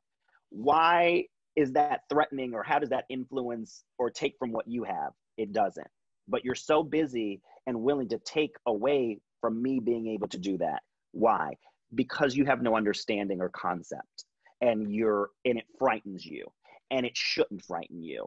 And that's why I had a conversation with somebody else about pronouns and, being called they and them. And this is a new thing. Even at 33, I'm like, what is this? And even in the gay community, like, I don't get it either. Some days I'm like, I'm talking to a singular person and I refer to them as they or them. It's trippy, and you have to think about it. But I was talking to somebody that was like, this is just a trend, and this is a phase, and this is just ridiculous. And I said to myself, if it makes somebody feel that much more included and seen, then what is it to me to try and refer to them as they or them or he or she, however they'd like to be, referred to as? If I can make somebody feel a little bit more accepted, then why wouldn't I do that? What does it take for me to refer to them as a them, or to try? And this is the other thing too, and we talked about this a little bit earlier with, asking about racial questions. Try. Ask questions. You know the difference when somebody is trying to do and ask a question for their own amusement and for their own, curiosity. Like, my sexuality is not meant for you to be curious. Now, if you haven't figured out from me anyway, we can go down that rabbit hole. If you ask me a question and you just want to do it just to see if you're going to get a rise, I'll go there with you too. And I guarantee you, I will cross that line much further than you. But somebody's sexuality and their experience is not meant for your entertainment. If you want to understand, ask. If you, want to show that I'm trying, try. If you get it wrong, I'll correct it, or somebody else will correct it. That's okay. We can Mhm. respect that. It's like, okay, I need to learn, but put yourself in those experiences. Like, I'm not saying go to a gay club. I'm not saying do that as a straight person by I yourself. Don't do actually, that. no, I actually think you should. I you, think, you, me and my wife used to live in downtown Sacramento, right? We okay. lived actually a few blocks from the gay district. It Mm, was the greatest area. The best memories I have with my wife. It was the most vibrant part of town, the coolest part of town, the best food, the best music, and just there was a comedy club even down there. It was just an amazing part. And so I would encourage people, go push yourself out of your comfort zones right. and go and experience and just, be around people that aren't like you Right. and see that it's just love. It doesn't matter. And if Mm. you have a religious philosophy where you can't think of it like that, it's just love. I don't understand then your religion at all. How can Yeah. it doesn't make any sense to me. Yeah, I had that very difficult conversation with a classmate, in fact, that's very religious. And it came out and we've been friends since the first day of medical school. And it came out that they're like, well, I don't support this. And I'm like, I was literally thrown because they Wow. obviously know, I'm gay and they've met my family and whatever else. And I said, what again says, and how do you believe in something over a person? Hmm. You know me. You've been with me, seen my family, interacted. You're putting, and again, we believe in, you have to believe in something. For sure, as much as I'm a science person, yes. Do I believe that there is something higher? Yeah, there are certain things in medicine, as we know, Hmm. we cannot explain it. You're like, well, how did that work? Hell if Yeah. I know. It was not anything that I Are did. you It was describing OPP, osteopathic medicine? all right, right. Like you're just like, It's what is voodoo. this? Voodoo. I love that you like voodoo. But it's things that you can't explain. So I get it, and you have to believe in something bigger than you. But I also would choose and like to think that nothing in terms of religion or anything like that teaches you to hate. It doesn't teach you to dislike somebody. And when you know somebody, I find it so much harder for you to hold on to that one little aspect that says, well, it doesn't say that it's okay, but it doesn't also say that, you need to hate me or that you can't Hmm. support me and that I'm not a person. I am still a person. I am still breathing, loving, feeling, whatever else. But also, I always say to this, if you did not know at all, you would like me as a person, you would do whatever else it is. So it's literally your choice. It was your choice to interpret this word to say that you can't support me or love me when I'm, again, living in my truth. And that, again, I think speaks more to you. The problem is not religion, it is the people who practice it and how you choose to interpret that word to give you permission to hate or dislike. But my thing is too, I didn't know that there was like a scale to sin. Like, oh, the sin of the flesh and the sin of the whatever, that's not as bad as this one. So no, that's Hmm. for whatever reason you can be forgiven. But me, this is we're just can't do it. And then again, feel as though that you have a right to come into what I do and try and impact my life and take that away from me. And that's the thing that I get thrown off by. And I was so saddened by this person that I had this conversation with them about it because I'm just like, you know Hmm. me, and you're telling me that it's like, well, I still support you. How? If Yeah. you don't support all of me, But you think I'll burn don't, in hell? but right, and that Yeah. you don't agree with whatever else it is, I said, you're cherry picking. And that's not okay. I said, when we're friends, I may not like everything that you do, but I support you as a person in your life. I said, I want to adopt my children. I've always made that clear.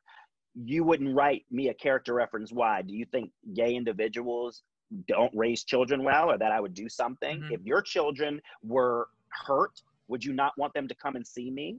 I said, as your patient and as a physician, do you not say to your patient, do you, have relationships with men, women, or both? Do you discriminate against that? I said, where does it end?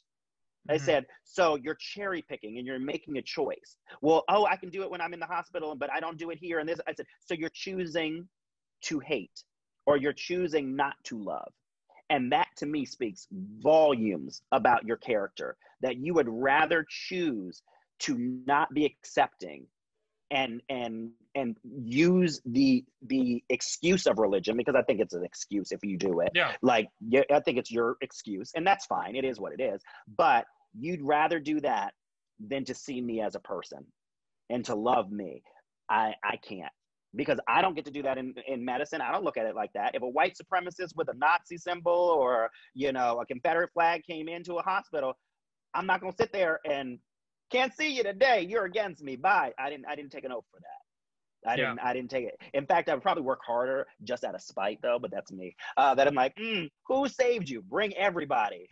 Yeah. Dr. Scott saved you. Let me meet the family and everybody else. Yeah. It was me that saved you, and I'm gay too. Have a good have a good day. Just to put my little stink on it. But yeah, those are those things that I just think about. I said, especially in medicine, it doesn't teach us to hate. Mhm.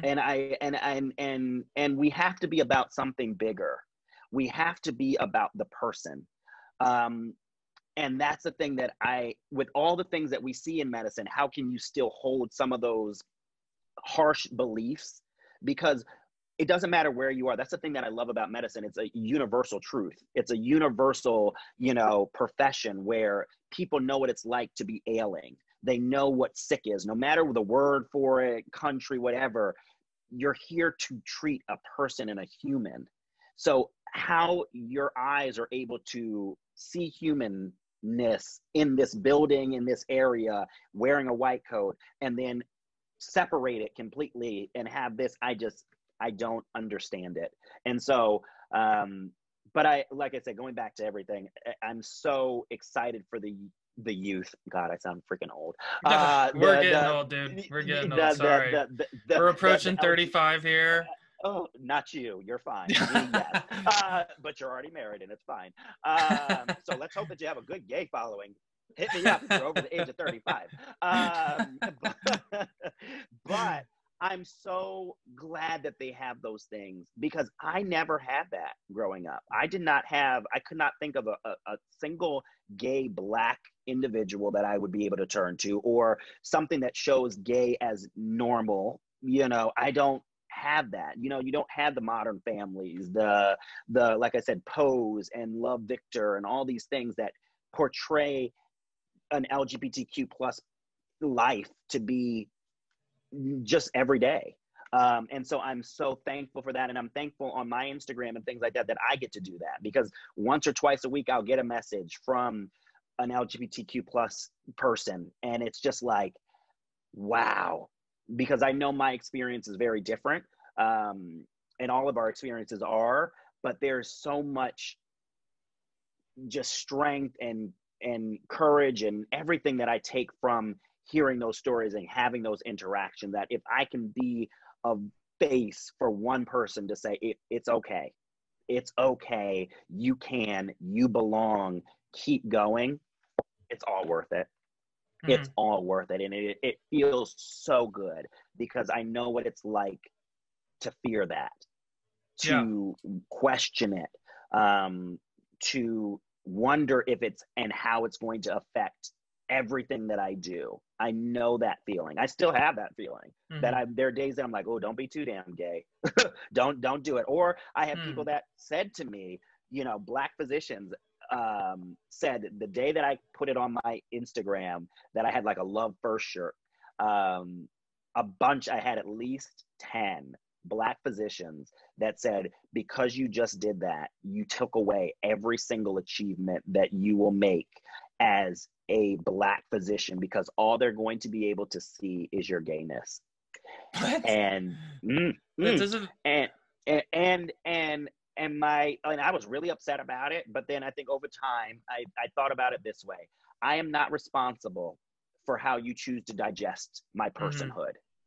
I am not responsible for whether you pick out that I'm gay, that I'm Black, that I'm a med student, that I'm an IMG. I am all those things. And I am proudly all of those things. So whatever you do, to digest my personhood so that it's easier for you to conceptualize and get through it, that's on you. But I'm all of those things, and they make up all of who I am, which is the person that is sitting in front of you, who is very proud of who they are, working to try and be better and growing and learning. So that's not in my control whatsoever. And so I let it go.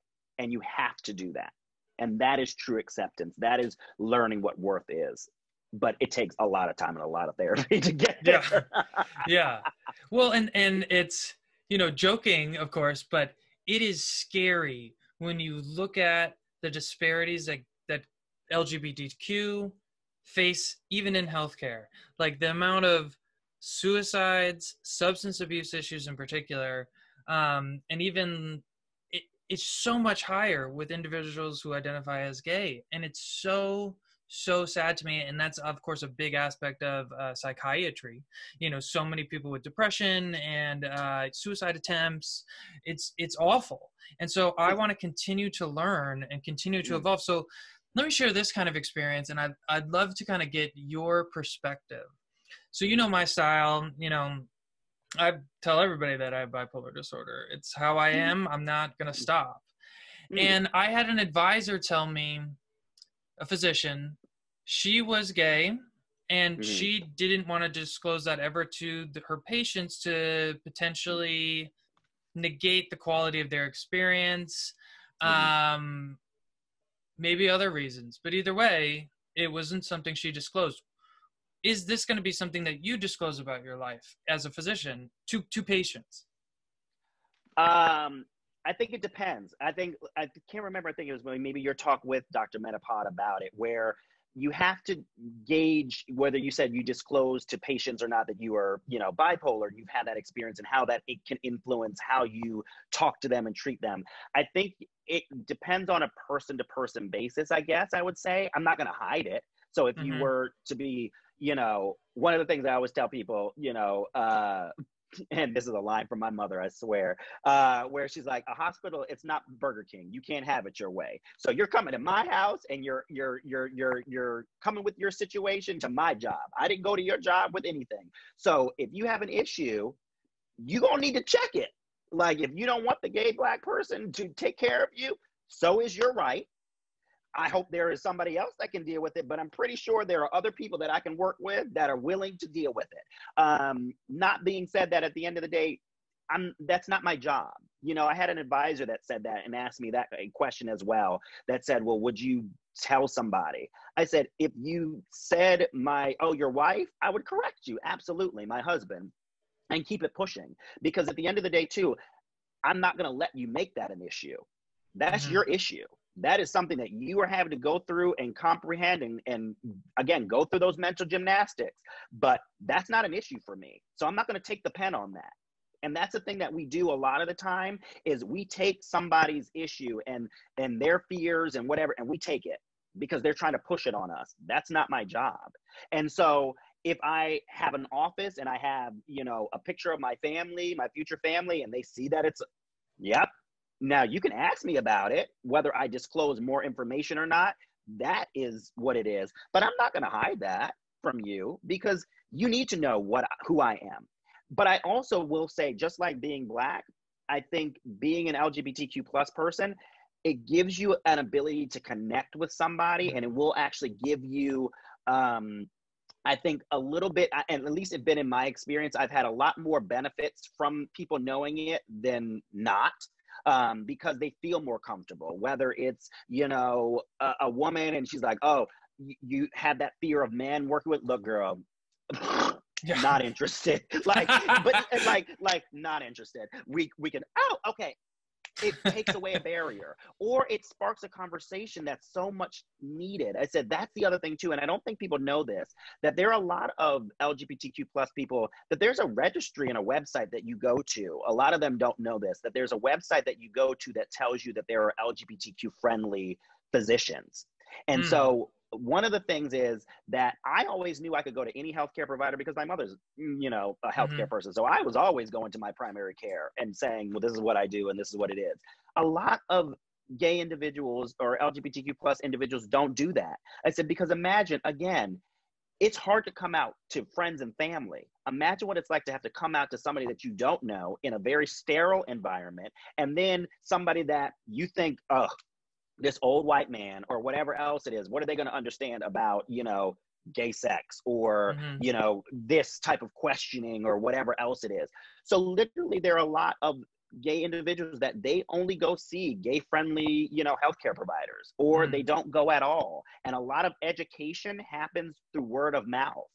I think people don't really know that history of when it was trans individuals and trying to get hormones, that they would look in the back of magazines and certain magazines to go get these type of things. So I will say again, like I said, it has given me, I think, a benefit when it comes to patients, that they feel comfortable with me, or I can start a conversation, or I'm just that a bit better at picking up body language and languaging that they're using, that I'm like, so let's talk about this. Because for some, especially a child or a teen or whatever else it is, it's a lot harder for them to say it than it is for me. So are you having sex with men, women, or both?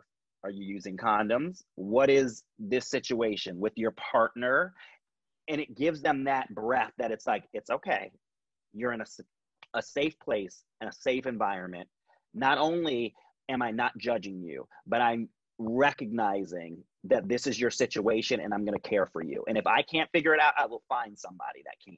So I look at it as a benefit. There have been only a few instances where, again, people have had an issue, but I'm like, you'll work it out, because otherwise you're going to sit here in pain until you do. So it is what it is. But I'm also one of those people too, like, I don't walk around, and I've gotten a lot of crap for this too, that I don't walk around necessarily always wearing like a rainbow pin or something else. Being gay is who I am, just like being Black. I don't need to announce it every 5 seconds. I don't feel like I'm any less gay just because I don't wear a pin that says it, or I have it in my Instagram. You can tell. I'm going to use the language, so I don't feel like I have to shout it out and be proud all in your face. It is what it is. And so I just keep it as this is who I am. You figure it out, but I'm here to treat you.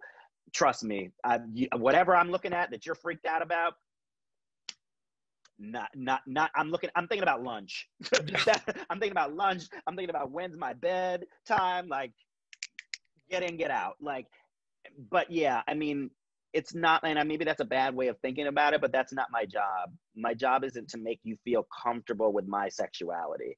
It's to make you feel comfortable with me as your caretaker, as your practitioner, as your doctor. That is my job. And that's through my competency of medicine and care. And yes, we have to create a bond in a relationship, but if that's something that you're upset about, okay, I love that attitude. I absolutely I love hope it. you got somebody else. I'm like, and I don't know, my advisor did not quite like that, but I'm like, that's not my job. I just don't feel like that's it. Like, again, you came to my house and you came to my job with an issue. I'll take care of your issue. But hey, if you got something else that you want to work through it. There's a waiting room, and there's plenty of other people that will take your spot like that. I don't really have to ask for it. Yeah. Like, so I think disclosure, it of course can backfire. I understand that, but I do agree with you so much that it can create that kind of connection between you and the patient. And you can't just, like you say, walk the room, I'm gay, my name's Jeremy. It doesn't work like that. But like mindfully using this as a therapeutic tool can be so utterly powerful. Because you understand. You get it. That's my residency answer kind of thing. Maybe they'll listen. Maybe some of the residency program directors are listening to this podcast. That'd be pretty cool. My guess is no.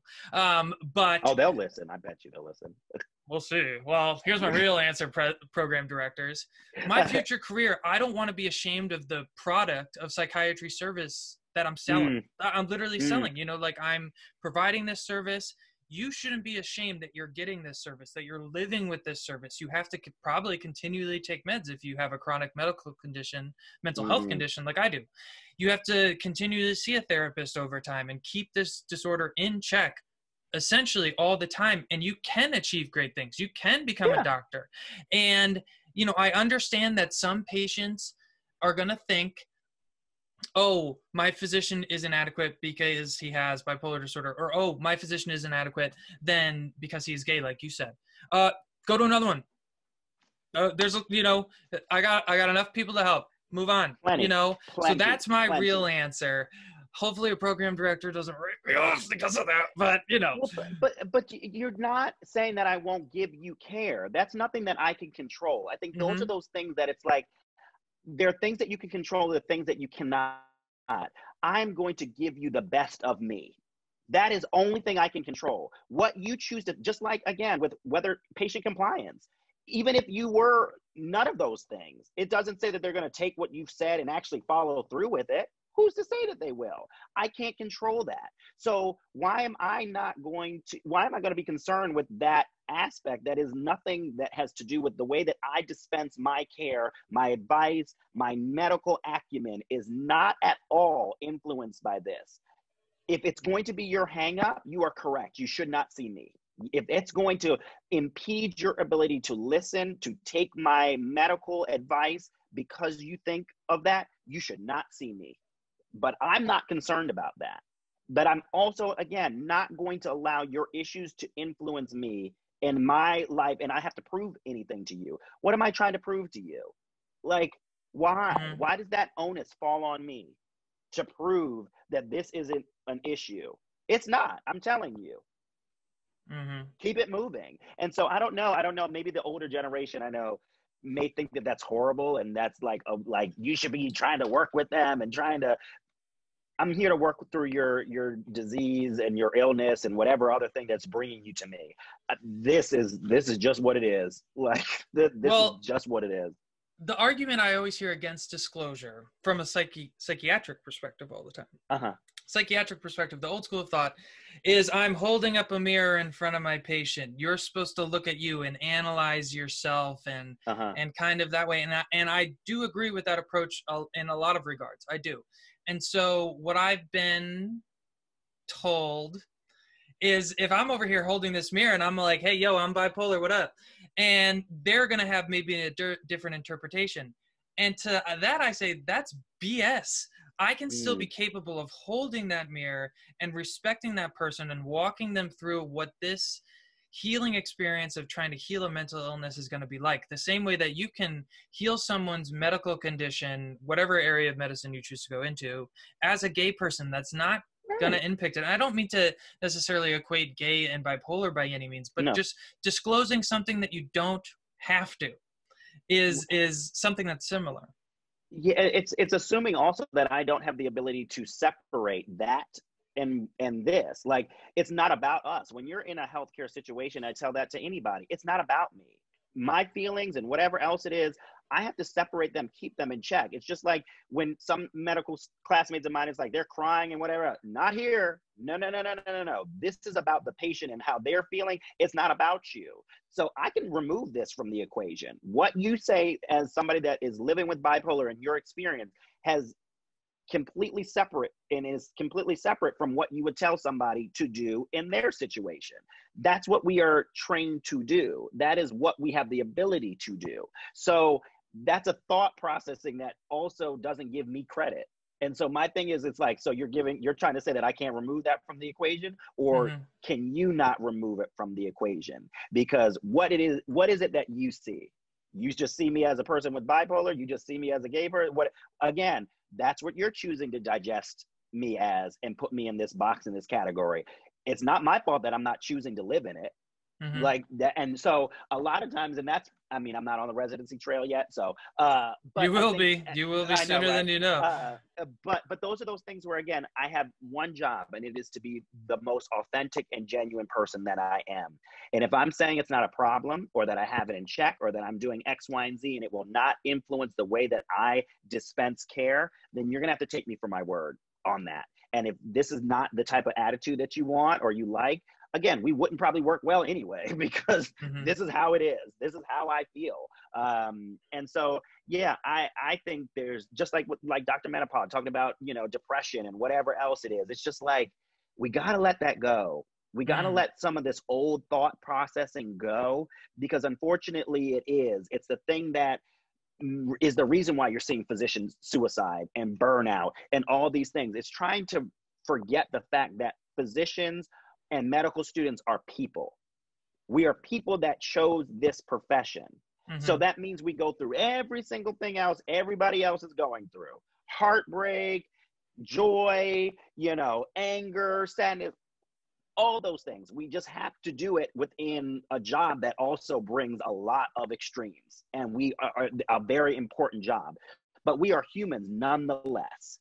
So if you would be no more threatened by, the med bikini thing, and just, again, women wearing, bikinis or talking about politics or whatever else, like it all enters in this sphere. Yeah. Like a physician is not one thing. We are many things. But we are at the core human beings, and this is a part of my humanness. So don't ask me to not be that because it makes you uncomfortable from these old standards that were created like years ago. And half the time they're doing things that are just whack and and shady to begin with. Like the people that are judging you is like, give me like 30 minutes and a couple of drinks in you, you'll spill a lot of information, sir.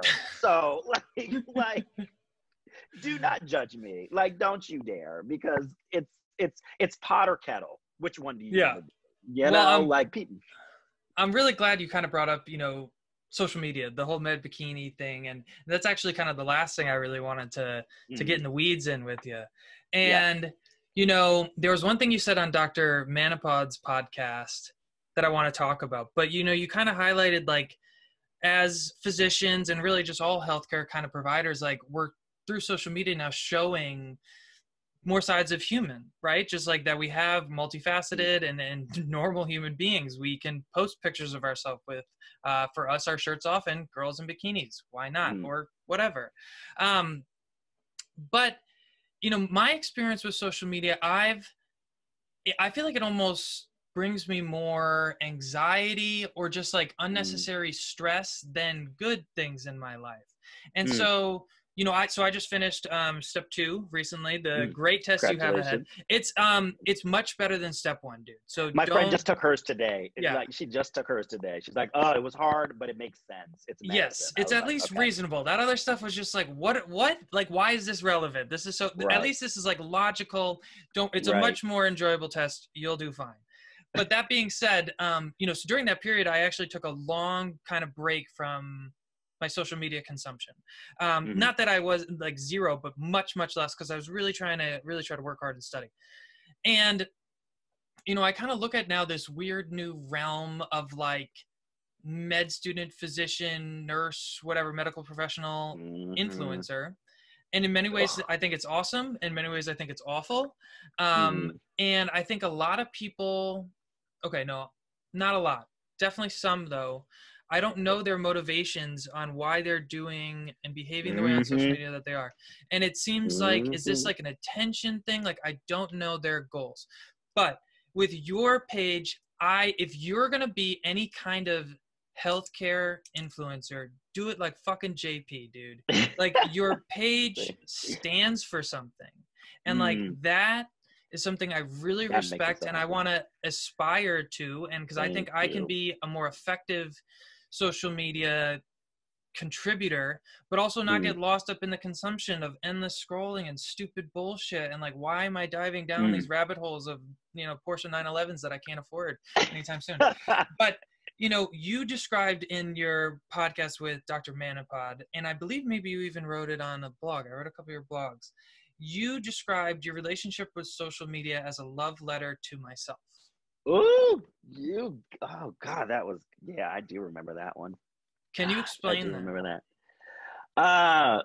God, yeah. Well, you really did do yours. This is fucking good. Let's go, boy. I just finished step 2, so I'm still in like that mode. I'm like, I could just work. This is cool. I love it because it's true, and and I thank you for that, because that is the thing that I started, and people don't really probably know this, that I started my Instagram because of my therapist, because I had gone through a really bad breakup or situation with somebody, and that really broke me down to the lowest of my worth.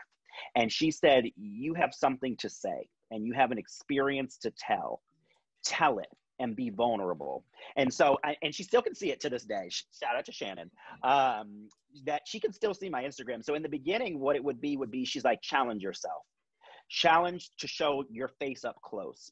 Challenge yourself to write about this breakup. Challenge yourself to show your body and to share and to do this.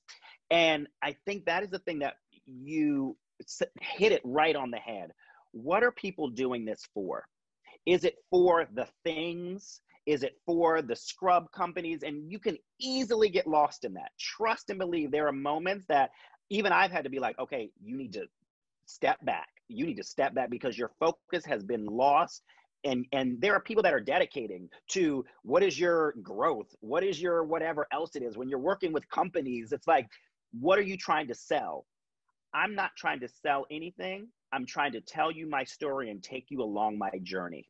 And the thing that I have to do is to be authentic and honest in that storytelling. Because at the end of the day, I am somebody that is going through medical school as a single, gay, Black, IMG, whatever else. And that is sometimes the benefits of it, sometimes stressful, tiring, exhausting. And that is something that I think we are so lacking, that people want to put this air of, this is great, like Sunny with this case of rainbows, hope you're doing great. Med school sucks. Yeah. Like, I don't know how many people, I said or a few weeks ago, I said, there will be tears. There will be tears in this process. Like, anybody who is sitting there and telling you that this is these gorgeous flat lays of like their study notes, bullshit. You are full of shit, because it took you longer to make this pretty thing than to actually study. Like, that is not reality. And so like, my thing is this, I'm like, you see a snippet of my life, but there is so much work that goes on outside. I said, because at the end of the day, the goal is to get that MD and to make my mark that way. And so I love social media, because I took a break too when I was doing my IM rotation. And I was like, I just need a break. I said, one, because also I never want my reputation on Instagram to overshadow who I am as a person. And residents, like attendings, like anybody else, they find you, and next thing you know, they start thinking about what you're like and whatever else. And I'm like, oh, no. Like, when one of the residents asked me about like figs and scrub, I was like, and we're done. I said, because that's not what you need to be asking me about in this setting. In this setting, I am Jeremy Scott, medical student, here to learn how to take care of a patient. I am not here to talk about Instagram and all of these other things. And I think the younger generation, and I will say that because I think you cannot put a mature head on young shoulders, I think they easily get lost in it, and their identity becomes wrapped in it. Same with being a pre-med, same with being this high achieving individual. Like, they get wrapped into it and it becomes addicting. The thing that I missed about, being on my break, it was connecting and having real conversation. That is what I missed. I missed the people that are like, I look at your story and I feel inspired, or I know that I can, or you made me feel just by dancing with your door, which is the famous door that I dance in the morning off of. Those are awesome. They're hilarious, dude. These are those things that I'm like, it brings me joy. It brings me joy connecting and making it. That's why people are always so surprised that with my following, and it's not like I have that much, that I will respond to every comment, every DM, as long as it's appropriate. Even the inappropriate ones. I was like, come on. Like, even the inappropriate ones, usually those involve pictures and other things too. I was like, okay. But I respond because that's what I came here to do, which was to tell my story, to sometimes like flush it out. Like, if you've ever read my posts are never that fluffy whatever stuff. Like, that's just not how I write. Because again, like I said, it's a love letter to myself about this journey that I am going through and my experience, good and bad. If you take something from it, great, but that's not my goal. My goal isn't to bring you in and, oh, this is the photo. Like, I hate taking photos. People are like, they're always surprised when they're like, oh my God, who took your photos? What are they? That's an iPhone. That took 5 seconds to do. I have the attention span of like a 4-year-old that I'm like, we got to do this. I got a big forehead. It sweats. Like, I don't like that. Like, I don't like this idea of like what a medical student is taking a picture in the hospital. I would never.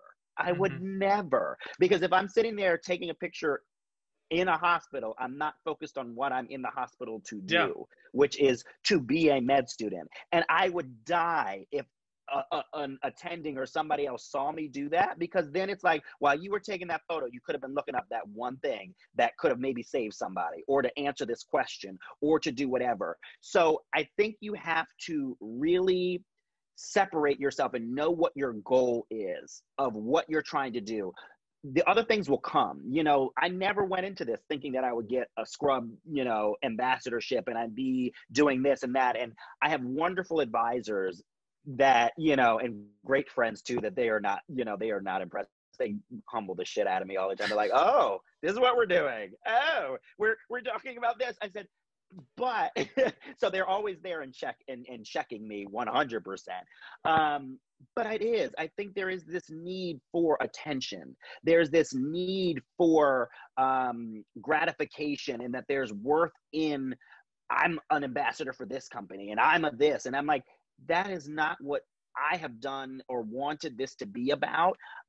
It has been about connecting. It is about growing and learning. I also have rules with it, because I think we're all type A people. So like, I have rules about how long I'm allowed to stay on it. When I post, what I see, I'm all about a block, and like, I don't want to look at your crap. I don't want to read that. And you can call it filtering all you want, Mm-hmm. but it is, because I know what my bandwidth can handle. Like, I know what I can and can't do. I love a good pimple pop, so I'll go into Yeah. that category for like hours. I love a good like chiropractor cracking session. I'm like, I love it. But I think I really try and stick with the things that are authentic, the people that are authentic, because I think Instagram and social media, it can be a great avenue for discussion. It can be a great connector. Again, like this is how we met through this. Yeah. One of my best friends, Staff Sergeant MD PhD Adrian, we met through Instagram. Found out that her husband and I went to the same high school, that he was a senior when I was a freshman, the same Oh, year as my brother. Oh, this was all through, we found it out later. And that, you know, I go over to her house on Christmas and I pick up her children, and I said, so there are things that can come out of this that are genuine and good, and you can make so much difference and have a voice if you choose that to be what it is. And I don't fault people who do it for, you know, I'm pretty, yay. You're searching for something too. It's just not what I'm searching for, and it's not my purpose. And so I'm not going to necessarily reward you for it. I mean, I thirst trap like everybody else does. Of course, mm-hmm. I'm a human being, but I think that's such an important thing. Like you said, what is your purpose and why do you want to do it? And then knowing what your value in integrity, because I think there are certain things that it's like, people will sell themselves, you know, up the river to sell and to, for somebody else to achieve their dream and their goal. I know what my goals have always been. It's never been to just sell your product. I'm selling your dream when I do that. I'm helping you achieve your goals. What are you going to do to help me get to mine? And I don't want to work with somebody that wants to just use my likeness to sell their product or to sell their image and whatever else. I'm not stupid. I know that this is a business. There's a business aspect to medicine. There's a business Yeah. aspect to everything. And it goes back to, what do you see your worth and your value? If you think that all you're good for is to sell this scrub, and I get this company, and this is, it's like the cool kids at lunch. I was never one of the cool kids to begin with, so I don't need to belong to everything. I don't need to belong to that, or I did belong to it and I don't want to do it anymore. Why? Because they don't stand for what I stand for. And you have to be about more than. You have to be about bigger than, for me to involve myself with you. Just because, again, I know my worth and I know what I want to achieve and I know who I want to influence, which we don't use that word. Okay, it's a horrible word, but Mm-hmm. that is what it is. So I think it has its benefits, and you have to really have yourself in check when you're in this world, because it can go very quickly and you're like, oh crap. But there is so much good that can come from it. And I have really been able to make such beautiful connections and do more than I ever thought. Like, again, talking about mental health on a bigger platform, showing that it's okay that you can be LGBTQ plus and do this. You can have your convictions and stand in a movement and a pandemic and be about something. It is everything that I have wanted. And I do it with those guidelines and principles that Shannon first set into me, that it was like, you do this by being honest and authentic to you, and you tell your story and you do that. And the day that I don't want to do that anymore, or the day that I think I have really sold out, or I sold out, that's when I will stop doing it. But you also have to know that those things, I'm like, it's not real life. Like, it's a snippet of somebody's day. There is so much that is going on behind the scenes. I feel you are really making an effort to try to make it real. Like you said, you're trying to make those connections with people, commenting or responding to comments or whatever, messaging with people. And that is something I need to spend my bandwidth on significantly more. I feel my relationship with social media is more, I post something and I still feel like I put too much freaking time and energy into that. And I still even make typos, and, my pictures aren't amazing. And I'm just like, that takes energy. And then I feel like if I have, those 10 minutes in a day, you're taking a poop or whatever, you're scrolling through Instagram, looking at stupid bullshit. I mean, like, I love golf, I love cars, but I don't need to be, grilled to that. And if I can make more of an effort to try to connect with people, I even mentioned it earlier on the show, like, I don't even really know my audience very well, kind of thing. And I think that's something that you're doing really, really well, and like taking a stand for something. And, it really kind of got me thinking, I agree with you. I think a lot of good can come out of social media. This whole, everything started for me when I posted on YouTube in 2013, my story of bipolar disorder. And at that point I was in insurance sales and like hated my job with a passion, and I was awful at it. It was just all bad. And but the rest is history. But in that experience, that YouTube video kind of went like mini viral in a sense, not huge, but mini viral. And it's so easy to get addicted to the numbers of all of this. Seeing that growth. Like yesterday, I just posted that children's book, like I mentioned, right? I can't tell you how many times today I noticed me checking, oh shit, that's so many likes, that's so cool. Like getting myself that little dopamine rush. Why? Like, why? That's like monkey brain shit. Like, why am I doing this? And it's something that, if both of us maybe even go into child psychiatry, I do think that the younger generation is so susceptible to falling down this and just being, like you said, addicted to just simply the numbers, that little dopamine rush, that little, and kind of like you said, even then making money off maybe your Instagram page, or just in our society making the most money. Like, but if you can stand for something more and different, it's I hope it's a more gratifying experience for you. It's more gratifying for me on this end as a consumer of the work you're putting out, because it just, like you said, feels real, not stupid bullshit. And it's funny because it's so funny how I tell people how I do things, when it's like, most of the time when I write things like my post today, I'm like, they're like, how do you get inspired? Porcelain throne, when I'm sitting on the toilet doing whatever else, that's when I'm writing. And then when I post something, that's literally the day that I don't look at my phone. When I post something, I throw my phone away, and then I set up times that I'm like, I'm only going to look at it at 3 o'clock or 5 o'clock. Like, if people pay attention, like, I set it up like it is slightly a job. Why? I can be present to this at 5 o'clock. Between that and this, I got real shit to do, because, oh wait, I'm a medical student. Like, I got things to do. And I tell anybody, the moment that this starts to influence in my real life and my real interactions with people, oh, no, because this is a snippet of it. Like, this is a snippet of it, but it cannot impact and impede on what I am really doing. And the day that happens, or the day that, again, you're so focused on the numbers, like, literally I have a conference call tomorrow with, people from, the team that I work with, that's their job. You can tell me, oh, well, your post that you write about this do a lot better, or you need to come up with a media deck so that people can pay you. Nobody pays me for anything. So that's the other thing too.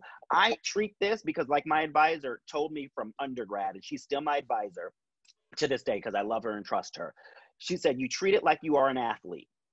Don't receive funds. You don't know how people are going to use this against or could use it, that you're receiving money and this, whatever else. It's okay to receive goods and whatever else, but do not let monetary things come into your bank account. Don't let that exchange happen as a medical student, because it's the easiest way for someone to bring up your ethics and question, oh, so if I pay you, you'll do this. None of this was of your own choosing. Make it so that every single thing that you do is of your choosing and of your choice. It is not dictated to you because of, you make me post when I post, you make me do X, Y, and Z because you paid me. She said, don't do it. She said, do not ever let yourself do that, and always restrict yourself to no more than 5 things. She said, because when you stand for everything, you stand for nothing. She said, so at the end of the day, you have to look at yourself like you are a brand. You have to look at yourself for all those things. She said, but don't cheapen yourself. You don't cheapen yourself for the highest bidder or for this over here. And you see people do it all the time. It's like, what the hell business do I have talking about like granola bars? Like, if you follow me, you know I eat Talenti and I drink my wine and I do what I need to do. Like, I'm not going to sit over here and talk about healthy stuff. It's not that I've not been approached by that. That's inauthentic. It's inauthentic to who I am as a person. I'm sure it is healthy. I don't eat like that all the time. I eat my burgers. I eat whatever. I try to eat healthy. Again, I'm single. I got to keep it right and tight right now, and then I can let that go. I get fappy as soon as I get somebody. But those are those things where you have to understand what your purpose is. And it goes back to that, I think, what is your purpose? What do you want to do? It's addicting to get the likes and the dislikes, but I would much rather you unfollow me if you don't stand for LGBTQ plus rights, if you don't think Black Lives Matter, if you don't like to talk about mental health and the importance of that. I'd much rather you turn me off and not follow me, because this is who I am. This is what I'm passionate about. This is what inspires and drives me. And it's not to say that I don't like other things that are opposite, and I appreciate, comments and criticisms that are different than mine. I 100% do. But this is who I am. This is what that drives my soul of what I want to do. And like you said, it is about making that difference and getting rid of stigmas and making it seem possible and okay. And that's what it has to be about. And so you have to stay true to that and not get sidetracked. And you have to have a little bit of tunnel vision, because it does feel slightly nice, but I'm like, of course, if you're half naked, you're going to get more likes than my post over here talking about like, my hands being built and building something and change. Of course, if you're, don't want to read a lot, and you're going to like somebody's post that it's sunny with a case of rainbows, smile today, it's Wednesday. Like, of course, like, sure. And that's okay, but you're not the audience for me. And I'm also not the person that, I'm not trying to reach you. That's also not, who I'm trying to reach. And I'm okay with that, because sometimes it's good to know who your audience is. But the other thing is, will it change what you do? That's the thing that I struggle with sometimes in knowing those type of statistics. It's like, oh, well, your audience is mostly female. They're mostly from this. Does that mean I need to start catering to you? Like, am I going to change my content of what I put out or what I say to appease you, because that'll bring in more of those people? Like, then it starts to become about that and less about authentic storytelling. And, for me, I can't. Same with like color schemes and all that other stuff. Like, people are like, oh, they like you when you're in blue, or they like you when you're wearing this is my wardrobe. I mean, it's a little bit of things that you're like, you really have people that spend their day looking at this? Yeah, you analyze that? Like, I didn't even know that was a data point. Literally, you have people like, I will sit down and talk to somebody about this all tomorrow, about like, when you post at this time and all this. I'm like, why did you post today? I was sitting on the toilet and I felt inspired to post today, so that's what I did. Yeah.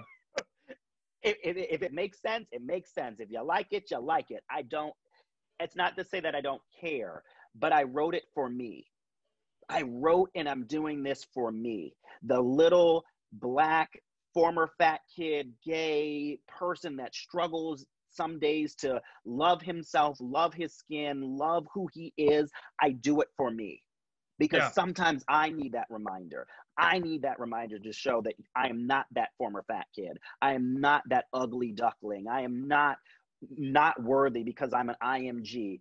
I do it for me. So that's what goes back to, again, it's a love letter to myself, that Yeah. you are a wonderful person that is trying and striving. You are imperfect, but in your imperfection, you are still beautiful and you are still worthy. So Yeah. that is why I do and write what I write and post what I post, because that person needs to hear it. That person needs to see it and needs that reminder. And Yeah. that is what it is, because I was told I wasn't going to be a good writer as a kid. You'll never be a good writer. You'll never be a good physician. You're never this, you're never that.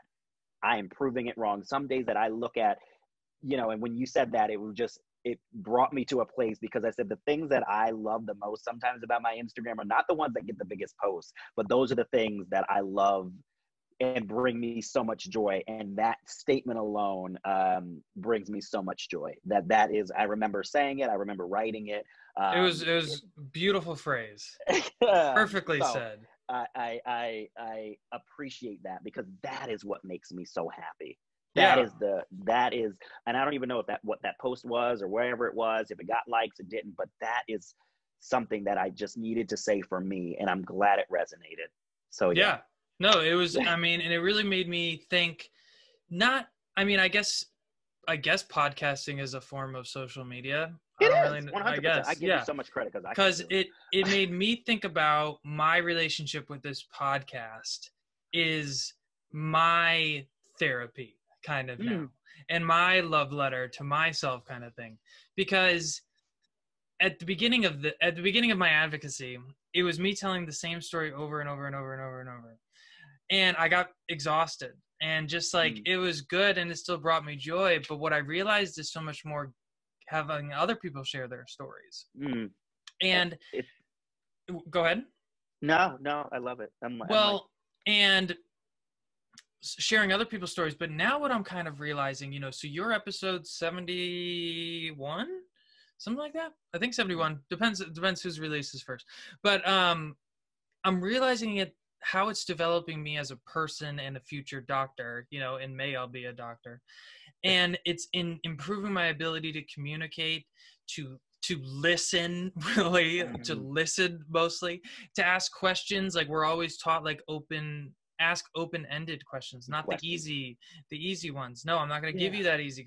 Ask the ones that really kind of make you think and pause and think through a full answer. It's helped me maybe not interrupt people when they're in their process.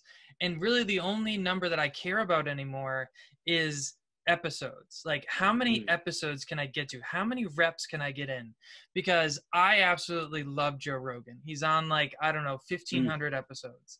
And, I don't love every single thing that he does. I don't love everything that he even says or his thoughts. And that's okay. I can still like and respect some of his stuff. And that's what I hope my podcast is kind of evolving into. I know not everyone's going to agree with my stance or whatever, and that's fine. Okay. But the more reps I can get in, that's my love letter to myself kind of thing. And you're learning and growing. Like you said, in this one interview, there are moments, and I can see it, for those who aren't watching it, that there are moments that you thought about something, you learned something new, you had something that was an uncomfortable moment that you had to work through, that, again, you are evolving as a person with one single conversation that will influence so many other aspects of your life. So in that respect, like you said, it's doing what you maybe never even intended it to be and thought it could be, but it is making you better. And so that's one of the things that I always tell people. Altruism, I don't believe in that, this whole idea of we give for nothing. It's fine. I'm doing this for me as much as to get something out of it that somebody else is getting something, from it.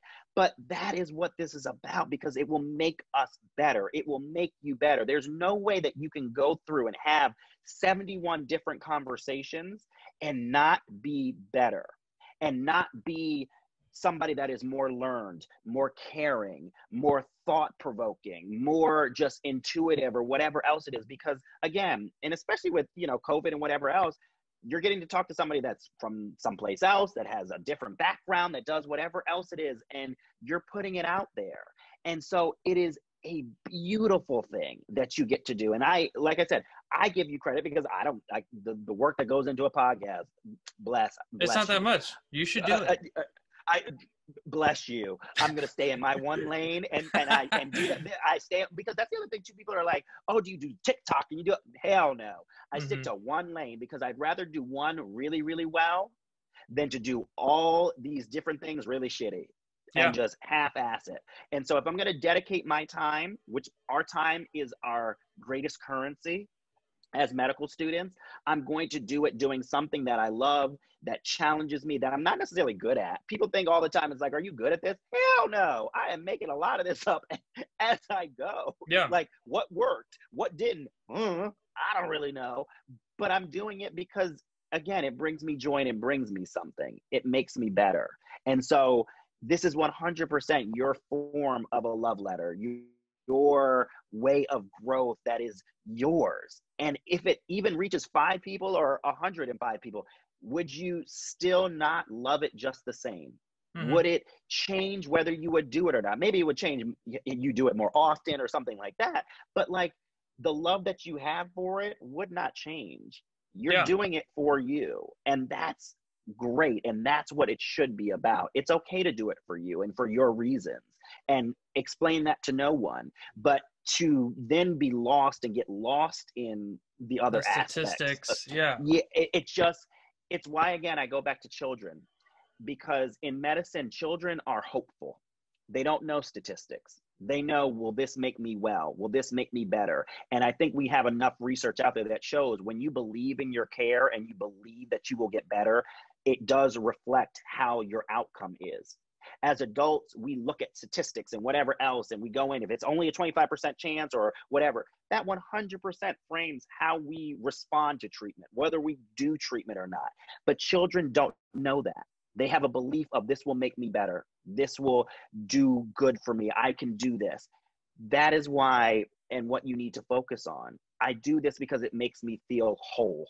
It fills a part of me that is missing or lacking in some way in other aspects of my life. It brings me joy. It makes me better. And for that, I don't care if 2 people do it. I'm doing it because that's what I need for me. And that is what makes me better.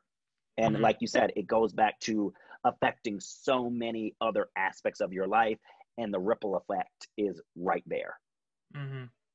And so that's what I think, what we want to do, or at least that's what I hope to do in my life, is to always be growing and doing that. And the day that I don't want to do that, hopefully I'm old and crotchety and like, screw it, I'm done. But at 33, I've not yet done my greatest thing. I have not even gotten close to my best. And so I'm working on it and doing it. And I thank you for this, because it's been a great conversation. Like, it's what I mean, we've been chopping it up almost 2 hours now, without a breath. I mean, we've been killing it. It's great. I love it. And you know what made me just kind of think in my own head? See, you're a naturally really good podcaster for a reason you're not going to realize. You didn't have to pee over the last hour and 50 minutes. Oh, shut it down. Champion. See, you're already trained. That's like half of podcasting right there. Yeah, if you can do that as a podcaster, an amateur podcaster, you got it. You'll be good. Okay. Well, dude, I think that's a good place for us to kind of conclude. You're definitely coming on again. I'm not asking. You're coming. Hopefully, I hope, and I really, really do, it's not under the similar timing circumstances as it is now. I really, really... If you don't match in that year, that is going to be the biggest loss of the 2022 match year. It's idiotic to me that we have a match system like this, where in a world that needs doctors, we don't have enough spots to train doctors. Yet we have a surplus of students. It's just like, what? And That's a whole podcast on its own. yeah, so next episode, follow-up episide, we'll dive into the weeds on that one because whatever. But either way, this has been a fantastic conversation. I've really enjoyed talking to you. No silences nonetheless. Well, hell yeah, dude. Well, I wish you the best. We'll reconnect soon, and thanks again for coming on. Absolutely, we have to take a picture for the whole social aspect. So you got to gram. smile for the. I always tell people, do I look good, JP? This is going in the video. This is it's a video. This is wonderful. Just finishing up with Logan Noon on his podcast. Be on the lookout, everybody. It's been 2 hours of awesome conversation. I'm getting this bad boy out soon because it was such an awesome conversation. Absolutely. I don't even know if they can hear that because now I'm in with earpods. But I don't care. It's going to be a great podcast, my mouth. guys. Oh, that was perfect. All right, my man. Hey, dude, you enjoy your night, all right? Thank you. You too. I'm like, oh, yeah, I'm watching RNC for the last night. I'm going to start drinking. There we go. I'm going to drink. And